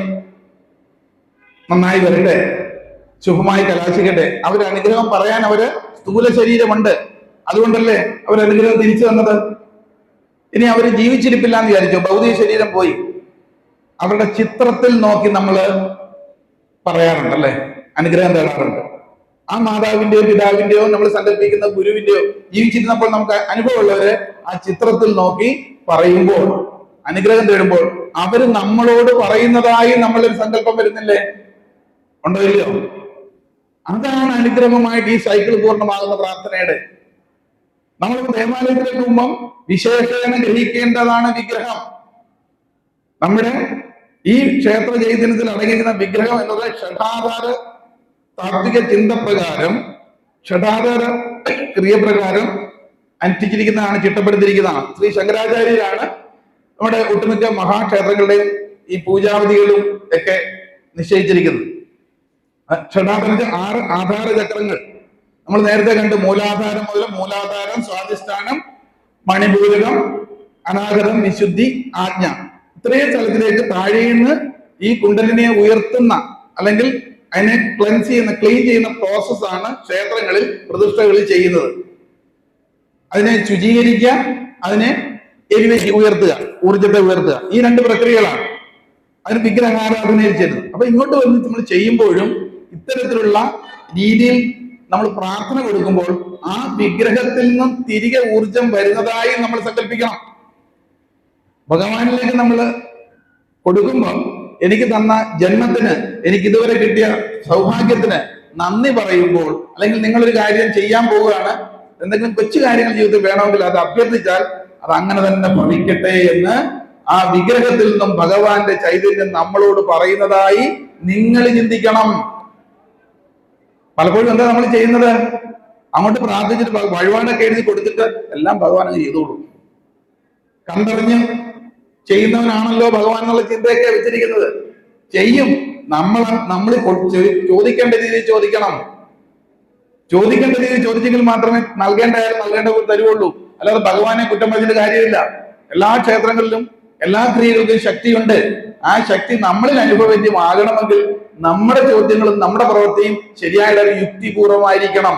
ഈ ഭക്തിയിലെ യുക്തി അറിയുമ്പോൾ മാത്രമേ നമുക്ക് മുക്തി കിട്ടൂ. ആ മുക്തിയിലെ മോക്ഷം കിട്ടും. നിങ്ങൾ എന്നോടൊപ്പം ഉണ്ടോ? ഓ, പ്രാർത്ഥനയുടെ രഹസ്യം നമ്മൾ സന്തോഷത്തോടു കൂടി, ലഭിച്ചതിന് നന്ദിയോടുകൂടി അവിടെ സ്മരിക്കുക. നമ്മുടെ കൊച്ചു കൊച്ചു ആവശ്യങ്ങളിൽ എന്താ പ്രധാനം? നമുക്ക് ആരോഗ്യം വേണം, അല്ലെ? ഏറ്റവും പ്രധാനപ്പെട്ട ഞാൻ തുടക്കത്തിൽ പറഞ്ഞു, ആരോഗ്യം വേണം, നല്ല സമ്പന്നത വേണം. നല്ല സമ്പത്ത് നമുക്കിവിടെ നിലനിൽക്കണമെങ്കിൽ, ഈ വിളക്ക് കത്തിരിക്കണമെങ്കിൽ ഇതിനകത്ത് എണ്ണ ഒഴിച്ചുകൊണ്ടേയിരിക്കണം, എങ്കിലേ പ്രകാശപൂരിതമായിട്ട് ജീവിതം നയിക്കുള്ളൂ. അതിന് നല്ല സമ്പത്ത് വേണം, പിന്നെന്ത് വേണം? സന്തോഷം വേണം. ഈ 3 കാര്യങ്ങൾ അങ്ങോട്ട് അഭ്യർത്ഥിക്കുക. ചോദിച്ചാലോ അത് തഥാസ്തു, അത് സംഭവിക്കട്ടെ, നിന്നിലിതാ ഞാൻ ചൊരിഞ്ഞിരിക്കുന്നു അനുഗ്രഹം എന്ന് തിരികെ ആ ഭഗവാൻ നമ്മളോട് പറയുന്നതായിട്ട് നിങ്ങൾ സങ്കല്പിക്കണം. ക്ലിയർ ആവുന്നുണ്ടോ? രഹസ്യം പിടികിട്ടുന്നുണ്ടോ? ഇന്ന് മുതൽ ഇതൊന്നും ചെയ്തു നോക്കി നിങ്ങൾ. ഓരോ ദിവസവും നിങ്ങളിൽ അനുഭവങ്ങൾ വന്നുകൂടാം. അല്ലെങ്കിൽ നിങ്ങൾ എന്നെ വിളിക്കും. ഈ പ്രപഞ്ചം എന്ന് പറയുന്നത് സർവശക്തനാണ്, എല്ലാം അടങ്ങിയിട്ടുണ്ട്. പക്ഷെ നമ്മൾ ഉപയോഗിക്കേണ്ട രീതി ഉപയോഗിക്കാതെ വരുന്നതുകൊണ്ടും, പിന്നെ ഇതെല്ലാം ചെയ്തിട്ടും നമ്മുടെ മാലിന്യങ്ങൾ ഉള്ളിലുണ്ടെങ്കിൽ നിങ്ങൾ അഭ്യർത്ഥിച്ചാൽ ലഭിക്കില്ല. ആദ്യം കഴുകിക്കളയേണ്ടത് നമ്മുടെ തന്നെ ചിന്തകൾ കൊണ്ട് കടന്നുകൂടിയ മാലിന്യങ്ങളാണ്. അതിനെ കളയാനാണ് നമ്മൾ ചിട്ടയോടുകൂടി ആരാധന അനുഷ്ഠാനങ്ങൾ ചെയ്യുന്നത്. പാല് വാങ്ങിക്കൊണ്ട് വരുന്നു, എല്ലാ സ്ഥലത്തു നിന്നും വാങ്ങുന്ന പാല് നല്ലതാണ്. പക്ഷെ ഒഴിച്ചു വെക്കുന്ന പാത്രം എങ്ങനെയായിരിക്കണം? അത് വൃത്തിയായിരിക്കണം, അല്ലെങ്കിൽ എന്ത് സംഭവിക്കും? പിരിഞ്ഞു പോകും. അപ്പൊ നമ്മൾ ഇതൊക്കെ പുറത്തൊക്കെ ചെയ്യുന്ന പറഞ്ഞാലും അകത്തെ ആത്മാവിൽ അടിഞ്ഞുകൂടിയിരിക്കുന്ന മാലിന്യത്തെ കഴുകിക്കളയാൻ ശ്രദ്ധയോടെയുള്ള നമ്മുടെ ശ്രമം ഓരോ ദിവസവും നടത്തുകയും, അതോടൊപ്പം തന്നെ ഈ ഊർജത്തെ സ്വീകരിക്കാൻ വിധിപ്രകാരം നമ്മൾ മനസ്സിലാക്കിയവർ ചെയ്യുകയും ചെയ്യുമ്പോഴാണ് ഭഗവാന്റെ കൃപാകടാക്ഷങ്ങൾ നമ്മൾക്ക് ഓരോ ദിവസവും അനുഭവവേദ്യമാകും. അപ്പം ശിവനെ നമുക്ക് കാണാൻ പറ്റില്ല, പക്ഷെ അനുഭവിക്കാൻ പറ്റും. അതിലേക്കെത്താൻ ഒരു രൂപത്തിലോ അല്ലെങ്കിൽ ഒരു വസ്തുവിലോ ഒന്നും അല്ലാതെ ഭഗവാന്റെ സാന്നിധ്യം കിട്ടാൻ 6 പടികളുടെ ജ്ഞാനം ഉയരണം. 6 പടികൾ കയറുമ്പോഴേ ആ പ്ലാറ്റ്ഫോമിൽ എത്താൻ പറ്റൂ. അതൊക്കെ സൂചിപ്പിക്കുന്ന പാട്ടുകളൊക്കെ നമുക്ക് പലർക്കും അറിയാം, പാടി നടക്കാറുണ്ടല്ലേ? ശിവനെ പറ്റി തന്നെ പാടുന്ന പാട്ട് എന്താണ്? പടിയാറും കടന്നവിടെ ചെല്ലുമ്പോൾ ശിവനെ കാണാകും ശിവശംഭോ ശിവശംഭോ ശംഭോ ശിവശംഭോ ശംഭോ ശിവശംഭോ ശംഭോ ശിവശംഭോ. കേട്ടിട്ടില്ലേ? ഇതൊക്കെ കാണാൻ അറിയാം. എന്താ ഇതിന്റെ കഥ? പടി 6. ഏതൊക്കെ പടിയാ? സ്റ്റെപ്പ്. 1ാമത്തെ പടി എന്ന് പറയുന്നത് ജിജ്ഞാസയാണ്. എന്താണ്?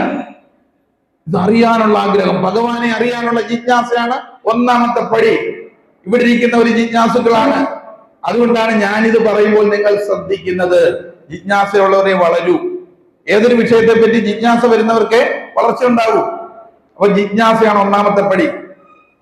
2ാമത്തെ പടി, ജിജ്ഞാസുമായിട്ട് നടക്കുന്നവർക്ക് യഥാർത്ഥ തിരിച്ചറിവ് കിട്ടാനുള്ള അവസരം ഈ പ്രപഞ്ചത്തിൽ എപ്പോഴെങ്കിലും ഒരുക്കി വെച്ചിട്ടുണ്ടാവും. ആരെങ്കിലും കണ്ടുമുട്ടും. അതിനെയാണ് ഗുരു സമാഗമം എന്ന് പറയുന്നത്. ഗുരു എന്ന് പറഞ്ഞാൽ ഇരുട്ട്, രു എന്ന് പറഞ്ഞാൽ വെളിച്ചം. നമ്മുടെ അജ്ഞതയാണ് ഇരുട്ട്. അജ്ഞതയിൽ നിന്ന് വെളിച്ചത്തിലേക്ക് നയിക്കുന്നവരാരോ അവര് ഗുരുക്കന്മാർ. അതിൽ തന്നെ ഈശ്വരനെ പരിചയപ്പെടുന്നവരാണ് സദ്ഗുരുക്കന്മാർ. എല്ലാ അറിവുകളും നമ്മുടെ അജ്ഞതയെ മാറ്റുന്നതാണ്. അപ്പം 2ാമത് ഗുരു സമാഗമത്തിൽ എത്തുന്നു. ജിജ്ഞാസുവിന് ഒരു ഗുരു സമാഗമം ഉണ്ടാകാവുന്നു. ഗുരുവിന്റെ അടുത്തെത്തിയാൽ ഗുരു ശിഷ്യന് യോജിച്ച രീതിയിലുള്ള സാധന ചിട്ടപ്പെടുത്തുന്നു. സാധന 3ാമത്തെ പടി. സാധന നിഷ്ഠ. ഓരോരുത്തരുടെ സംസ്കാരം അനുസരിച്ച് നമ്മൾ ഡെയിലി ചെയ്യാനുള്ള, ഈ ക്ലീൻ ചെയ്യാനുള്ള അനുഷ്ഠാനങ്ങൾ ചിട്ടപ്പെടുത്തി കൊടുക്കുന്നു. ഞാൻ നേരത്തെ പറഞ്ഞു, ക്ഷേത്രങ്ങളിലെല്ലാം ആചാരാനുഷ്ഠാനങ്ങളിലെല്ലാം ചിട്ടപ്പെടുത്തിയത് ശ്രീ ശങ്കരാചാര്യരാണ് എന്ന് പറഞ്ഞ പോലെ നമുക്ക് ഉത്തമനായ ഒരു ഗുരുവിനെ കിട്ടുന്നു നമ്മുടെ സാധന ചിട്ടപ്പെടുത്താൻ. അപ്പൊ 3ാമത്തെ പടി സാധന. ആദ്യത്തേത് ജിജ്ഞാസ, ക്യൂരിയോസിറ്റി. 2ാമത്തത് ഗുരുസമാഗമം. 3ാമത്തത് സാധന ഗുരുക്കന്മാരിൽ നിന്ന് ലഭിക്കുമ്പോൾ, ഈ ഗുരു എന്ന് പറയുന്നത് ചിലപ്പോൾ ഒരു ബുക്കായിരിക്കാം കേട്ടോ, അനുഭവമായിരിക്കാം, ഒരു വ്യക്തി ആയിരിക്കണമെന്നില്ല. നമുക്ക് വളരുന്നതിന് ആവശ്യമായ സാധന കിട്ടും ഒരു ഗുരുവിൽ നിന്നും. അപ്പം ജിജ്ഞാസ, ഗുരുസമാഗമം, സാധന. ആ സാധനയെ നമ്മള് സാധകൻ എന്ത് ചെയ്യണം? സാധന ചെയ്യണം, ആക്ട് ചെയ്യണം. സ്വാധ്യായം എന്ന് പറയും, സ്വയം അധ്യയനം ചെയ്യണം. 4ാമത്തെ പടി. ഒന്നുകൂടെ പറയാം: ജിജ്ഞാസ, ഗുരുസമാഗമം, സാധന, സ്വാധ്യായം. അത് കഴിഞ്ഞാൽ 5ാമത്തെ പടി അനുഭവം. സ്വയം നമ്മള് ചെയ്യുമ്പോഴാണ് അനുഭവങ്ങൾ കിട്ടി തുടങ്ങുന്നത്, സിഗ്നൽ കിട്ടി തുടങ്ങും. നിങ്ങൾ ഏതിൽ ഇറങ്ങി തിരിഞ്ഞാലും നിമിത്തങ്ങൾ പോലെ അനുകൂല സാഹചര്യം ഉണ്ടാകുന്നു. അത് ഉടനെ നമ്മൾ പറയാറില്ലേ, ഈശ്വര, ദൈവമേ വിളിക്കാറില്ലേ? അല്ലാതെ ഇതൊന്നും ചെയ്യുന്ന ഇടയ്ക്കൊക്കെ നമുക്ക് കിട്ടിയിട്ടില്ല അനുഗ്രഹങ്ങള്. അപ്പോഴെല്ലാം പലരും ഭക്തരായിട്ടുള്ള അറിയാതെ ദൈവമേ എന്ന് വിളിച്ചു പോകില്ലേ? ആരുടെയെങ്കിലും ഇടപെടൽ ആ സമയത്തുണ്ടാകും, ദൈവമേ എന്ന് വിളിച്ചു പോകും. അനുഭവങ്ങളാണ്. അപ്പൊ അനുഭവം അത് ഓരോന്നും ഓരോ ദിവസവും നമ്മൾ പരിശീലിക്കുമ്പോൾ, എക്സ്പീരിയൻസ് ചെയ്യുമ്പോൾ അത് അനുഭൂതിയിലേക്ക് കടക്കുന്നു. ആറാമത്തെ പടി ഒന്നുകൂടെ ഞാൻ പറയാം: ജിജ്ഞാസ, ഗുരുസമാഗമം, സാധന, സ്വാധ്യായം, അനുഭവം, അനുഭൂതി. പിന്നെ എല്ലാത്തിനും ശിവനെ കാണാൻ സാധിക്കുന്നു. നമുക്ക് മുമ്പിൽ നിൽക്കുന്ന ഒരു ശിവമയമാണ്. ഒരു പൂച്ചയെ കണ്ടാലും പട്ടിയെ കണ്ടാലും ഒരു ജീവനാണെങ്കിൽ ശിവമയമാണ്. അങ്ങനെ ഉണ്ടെങ്കിൽ നമുക്ക് ആരെങ്കിലും ഉപദ്രവിക്കാൻ തോന്നുന്നു? ഇല്ല. ഒരു ജീവനിലേക്ക് നമ്മൾ കൊടുക്കുന്ന എല്ലാം ശിവനിലേക്കാണ് എത്തുന്നത് എന്നുള്ള ആ തത്വത്തിലേക്ക് നമ്മൾ ഉയരുമ്പോൾ, ആ ഓഷ്യൻ ഓഫ് നോളജ്, അറിവിന്റെ സാഗരത്തിലേക്ക് നമ്മൾ എത്തുന്നു. അപ്പോഴാണ് സത്യത്തിൽ നമ്മൾ ശിവനെങ്കിൽ എത്തുന്നത്. പടിയാറും കടന്ന് അവിടെ ചെല്ലുമ്പോൾ ശിവനെ കാണാകും ശിവശംഭോ. അപ്പൊ നമ്മളെല്ലാം ശിവഭക്തരാണെങ്കിൽ, ആ പ്രപഞ്ച ശക്തിയുടെ ഭക്തരാണെങ്കിൽ അതേപോലെ ആയിത്തീരണമെങ്കിൽ നമ്മളിലല്ലേ മാറ്റം വരുത്തുന്നത്. 6 പടി പറഞ്ഞു. അപ്പൊ ഒരു പടി കെട്ടണമെങ്കിൽ എവിടെ കെട്ടേണ്ടത്? വായുവിൽ കെട്ടാൻ പറ്റുമോ? അതിനെന്ത് വേണം? ഒരു ഗ്രൗണ്ട് വേണം, പ്രതലം ഭൂമി വേണം. ആ ഗ്രൗണ്ടാണ് ഭക്തി. ഈ ഭക്തി എല്ലാം ചെയ്യുന്നത് എന്തിനു വേണ്ടിയിട്ടാ? ജിജ്ഞാസ വരാൻ വേണ്ടിയിട്ടാണ്. ഈ ഭഗവത് ചൈതന്യത്തെ, കാണാൻ പറ്റാത്ത ശക്തിയെ കാണുന്നതിന് പുറമേ നമ്മൾ ചെയ്യുകയാണ് ഓരോന്നും. നേരത്തെ പറഞ്ഞു, മനസ്സിൽ മാറണമെങ്കിൽ പുറമേ ചെയ്യണം, അല്ലെ? നമ്മൾ ഭജന ചെല്ലുന്നതും നമ്മൾ ഉരുളിച്ച വഴിപാട് നടത്തുന്നതും പുറമേ ചെയ്യുന്നതെല്ലാം അകത്ത മാറ്റത്തിന് വേണ്ടിയിട്ടാണ്. നമ്മുടെ ചിന്തകളെ, മാലിന്യ ചിന്തകളെ കുറച്ച് കൊണ്ടുവന്നിട്ട് പിന്നീട് നമ്മൾ നൽകുന്ന നിർദ്ദേശമാണ് ഭഗവാനിലേക്ക് കൊടുക്കേണ്ട രീതി കൊടുക്കുമ്പോൾ അതിന്റെ ഫലം തിരികെ കിട്ടുകയുള്ളൂ. അല്ലെങ്കിൽ കാലാകാലങ്ങളായിട്ട് നമ്മൾ ചെയ്തുകൊണ്ടിരിക്കുന്നത്, നമ്മുടെ പൂർവികർ പറഞ്ഞു തന്നതെല്ലാം നമ്മൾ അനുവർത്തിക്കുന്നുണ്ട്, പക്ഷെ ഫലം കിട്ടുന്നില്ല. പണ്ട് കുഞ്ഞത്തമ്പിയാർ പാടിയതുപോലെ, മുമ്പേ നടക്കും ഗോവുതന്റെ പിമ്പേ നടക്കും ബഹുഗോക്കളെല്ലാം. മുമ്പേ ഒരു പശു പോയി, കൂട്ടത്തോടെ പശുക്കൾ പോവാണ്. മുമ്പേ പോയ പശുവിന്റെ പുറകെ ബക്കറ്റുള്ളവരും പോവാ. എങ്ങോട്ടാ പോകുന്ന ഒരു പിടി? നമ്മുടെ പൂർവികർ പറഞ്ഞു തന്നു, ഇങ്ങനെ പ്രദക്ഷിണം വെക്കണം, അല്ല ഇന്ന രീതിയിൽ തൊഴണം, ഇന്നെ പ്രാർത്ഥിക്കണം. അവര് പറഞ്ഞെങ്കിൽ നമ്മൾ ഫോളോ ചെയ്യുന്നു. അതിന്റെ പിന്നിൽ തത്വം എന്താ? ഓരോ കർമ്മങ്ങൾക്കും കൊണ്ട് തത്വങ്ങള്. നമ്മൾ ക്ഷേത്രങ്ങളിലേക്ക് വരുമ്പോൾ പ്രദക്ഷിണം വെച്ചല്ലേ അകത്ത് കയറാനുള്ള ഒരു ഭക്തിയില്. ചുറ്റമ്പലം പ്രദക്ഷിണം വെച്ചിട്ടാണ് വരാറുള്ളത്. അപ്പൊ ഉപദേവതകൾ വെച്ചിട്ടല്ലേ ചുറ്റിനും? ഉണ്ടോ? നമ്മൾ ഈ അമ്പലത്തിൽ പ്രധാന ദേവൻ ശിവനാണെങ്കിൽ, അല്ലെങ്കിൽ ചിലടത്ത് ദേവിയാണെങ്കിൽ ഉപദേവതാ സങ്കല്പങ്ങളുണ്ട്. പുറമേ നമ്മളിങ്ങനെ പോകുമ്പോൾ ഇടത്തെ സൈഡിൽ ചിലപ്പോൾ സുബ്രഹ്മണ്യനായിരിക്കാം. അവിടെ നിന്ന് പ്രാർത്ഥിക്കുമ്പോൾ അകത്തുള്ള ശിവഭഗവാൻ നമ്മുടെ മനസ്സിലില്ല, സുബ്രഹ്മണ്യനാണ് തൊട്ടുമുന്നിലിരുന്നത്, അല്ലേ? ആ സുബ്രഹ്മണ്യനിൽ നമ്മൾ മനസ്സർപ്പിച്ച് പ്രാർത്ഥിക്കുമ്പോ എങ്ങനെ പ്രാർത്ഥിക്കണമെന്ന് ഞാൻ പറഞ്ഞു. എങ്ങനെയായിരിക്കണം? പ്രകൃഷേണ സന്തോഷത്തോടെ ധ്യാനിക്കണം, കരഞ്ഞുകൊണ്ടല്ല. ക്ഷേത്ര കവാടത്തിൽ വരുമ്പോൾ നിങ്ങളുടെ മുഖം പ്രസന്നവദനമായിരിക്കണം. നമ്മൾ മാലിന്യ കൂമ്പാരത്തിൽ നിന്നാണ് പുറത്തേക്ക് വരുന്നത്. അകത്ത് വന്നു കഴിഞ്ഞാൽ നമുക്ക് ചുറ്റുമുള്ള എല്ലാം ദൈവ ചൈതന്യങ്ങളാണ്. കൂടുതൽ അവിടെ ശക്തി ഉണ്ടാവും. അവരെയൊക്കെ കാണുമ്പോൾ നമുക്ക് വല്ല നഷ്ടമുണ്ടോ ഒന്ന് പുഞ്ചിരിക്കുന്നതിന്? ഈ ചിരി കൊടുക്കുന്ന ഭഗവാനിലേക്കാണ്. എപ്പോഴും നൽകൽ കൂടുതൽ നൽകുമ്പോൾ മാത്രമേ തിരികെ ലഭിക്കുകയുള്ളൂ. നൽകാത്തത് തിരികെ ലഭിക്കില്ല. ഒരു ക്ഷേത്ര നടയില് ഒരു യാചകൻ എല്ലാ ദിവസവും ഇരുന്ന് യാചിക്കുമായിരുന്നു. അപ്പൊ ഈ സമയത്ത് സാധാരണ ഒരാള് ചെരുപ്പിട്ട് എല്ലാ ദിവസവും ഓടി അമ്പലത്തിലോട്ട് വരും. ചെരുപ്പ് ഇട്ടിട്ട് കയറും. ഭക്തനാണ് പുള്ളി. അങ്ങനെ കുറെ നാൾ കഴിയുമ്പോൾ ഇയാൾ നടന്നു വരുന്ന ആള് സൈക്കിളെ വരാൻ തുടങ്ങി. കുറച്ചുകൂടി ഉയർന്ന ജീവിതനിലവാരം. അപ്പോഴയാള് 10 പൈസ കൊടുത്തിട്ട് അമ്പലത്തിലോട്ട് പോകും. ഈ യാചകന് പൈസ കൊടുക്കും. അങ്ങനെ കുറെ നാൾ കഴിഞ്ഞപ്പോൾ ഇയാൾ സ്കൂട്ടറെ വരാൻ തുടങ്ങി. അപ്പോൾ ഈ യാചകന് 2 രൂപ കൊടുത്തിട്ട് പോകും. എല്ലാ ദിവസവും എന്തെങ്കിലും കൊടുക്കും. അങ്ങനെ പടിപടിയായിട്ട് ഓരോരോ മാസങ്ങളും വർഷങ്ങളും കഴിഞ്ഞപ്പോൾ ഇയാള് വലിയ കാറിലൊക്കെ വരാൻ തുടങ്ങി. കുടുംബത്തോടെ വരാൻ തുടങ്ങി. മക്കളും ഭാര്യയൊക്കെ ആയപ്പോൾ 5-8 വർഷം മുമ്പ് ഇതൊന്നും ഉണ്ടായിരുന്നില്ല. വെറുതെ സൈക്കിൾ നടന്നു വന്ന ആളാണ്. അപ്പൊ യാചകൻ എപ്പോഴും ഇയാളെ ശ്രദ്ധിക്കുന്നു. ഇത്രയും വർഷമായിട്ട് അയാൾ അന്ന് തന്നെ യാചിച്ചിരിക്കുകയാണ്. ഇയാൾ പടിപടിയായിട്ട് വരുന്നുമുണ്ട്. പണ്ടൊരു കീറി ഷർട്ട് കേട്ട് വന്നിട്ട് നാളെ. അങ്ങനെ ഒരു ദിവസം ഈ ഭക്തൻ വന്നു പറഞ്ഞു, എടോ നാളെ എന്റെ പെരവാസ്തോലിയാണ്, ഞാനൊരു വീട് വെച്ചു, നാളെ ഇയാൾ അവിടെ ഭക്ഷണം കഴിക്കാൻ പറഞ്ഞു. പിന്നെ ഇയാൾ അദ്ദേഹത്തെ അറിയാം, ആ പ്രദേശത്തുള്ളതായിട്ട്. പിറ്റേ ദിവസം ഈ യാചകൻ ഉച്ചയ്ക്ക് ഈ ആളുടെ വീട്ടിൽ, ഈ ഭക്തന്റെ വീട്ടിൽ ഭക്ഷണം കഴിക്കാൻ നിറയെ ആൾക്കാരൊക്കെ ഉണ്ട്. അപ്പൊ ഇയാൾ വന്നവാണ് ദിവസം കാണുന്ന ആളല്ലേ, അയാൾക്ക് പ്രത്യേകം ഇലയൊക്കെ ഇട്ട് കൊടുത്ത് നിറയെ ഭക്ഷണമൊക്കെ കൊടുത്തു. അപ്പൊ ഈ യാചകനൊരു സംശയം, ഇദ്ദേഹത്തിന്റെ വളർച്ചയ്ക്ക് പിന്നിലെ രഹസ്യം എന്താ? ഞാൻ അന്നും എന്നും ഇവിടെ നിന്ന് യാചിക്കുകയാണ്, എനിക്കൊരു മാറ്റവും ഇല്ല. പ്രത്യേകിച്ച് ഭഗവാന്റെ അടുത്തിരുന്ന് പ്രാർത്ഥിക്കുക, എനിക്ക് മാത്രം മാറ്റമില്ല. ഇദ്ദേഹം ഇങ്ങനെ ഓടി നടന്ന് എന്റെ കണ്ണൂരിലാണ് വളർന്നത്, ഇദ്ദേഹത്തെ മാത്രം ഭഗവാൻ എന്താ ഇത്ര അനുഗ്രഹിച്ചത്? ഇതൊന്ന് ചോദിക്കാൻ തന്നെ തീരുമാനിച്ചു. അങ്ങനെ പിന്നാമ്പുറത്തോട്ട് ഇദ്ദേഹത്തെ വിളിച്ചു വെച്ചു. അതെ, ഞാൻ ചോദിക്കുന്നുണ്ട് അതൊരാന്ന് വിചാരിക്കരുത്, ഞാൻ എത്രയോ നാളുകളായിട്ട് താങ്കളെ കാണുന്നതാണ്. താങ്കളുടെ ഈ വളർച്ചയ്ക്ക് വേണ്ടി എന്താ അവിടെ പോയി ചെയ്യുന്നത് ഭഗവാൻ? ഉടനെ ഇദ്ദേഹം ചിരിച്ചോണ്ട് പറഞ്ഞു, അയ്യോ അതിന് ഞാനൊന്നും ചെയ്യുന്നില്ല. അല്ല, എന്തോ ചെയ്യുന്നുണ്ട്, എന്തോ എനിക്കൊന്ന് പറഞ്ഞ, ഞാൻ രക്ഷപ്പെടട്ടെ, ഞാൻ ഇത്ര ആളോട് യാചിക്കുന്നു. കേട്ടോ, അതിന് നല്ലൊരു മനസ്സുണ്ടായാൽ മതി, എന്തെങ്കിലും നൽകിയാൽ മതി, ഫ്രം ദ ഹാർട്ട്, ഹൃദയത്തിൽ നിന്ന് കൊടുത്താൽ മതി. എന്തെങ്കിലും ആർക്കെങ്കിലും എന്തെങ്കിലും കൊടുത്താൽ മതി. കൊടുക്കുന്ന ഹൃദയത്തിൽ നിന്നായിരിക്കണം, അർപ്പണമായിരിക്കണം, സമർപ്പണമായിരിക്കണം ഭഗവാന് കൊടുക്കേണ്ടത്. ഭഗവാൻ അതിന്റെ മൂല്യമല്ല, നമ്മൾ കാണുന്ന മൂല്യമല്ല. നിങ്ങൾ 1 രൂപയാണേലും അത് ഹൃദയത്തിൽ നിന്ന് സമർപ്പിക്കുന്നതാണ്, നൽകുമ്പോഴാണ് ഇരട്ടിയാക്കി തരുന്നത്.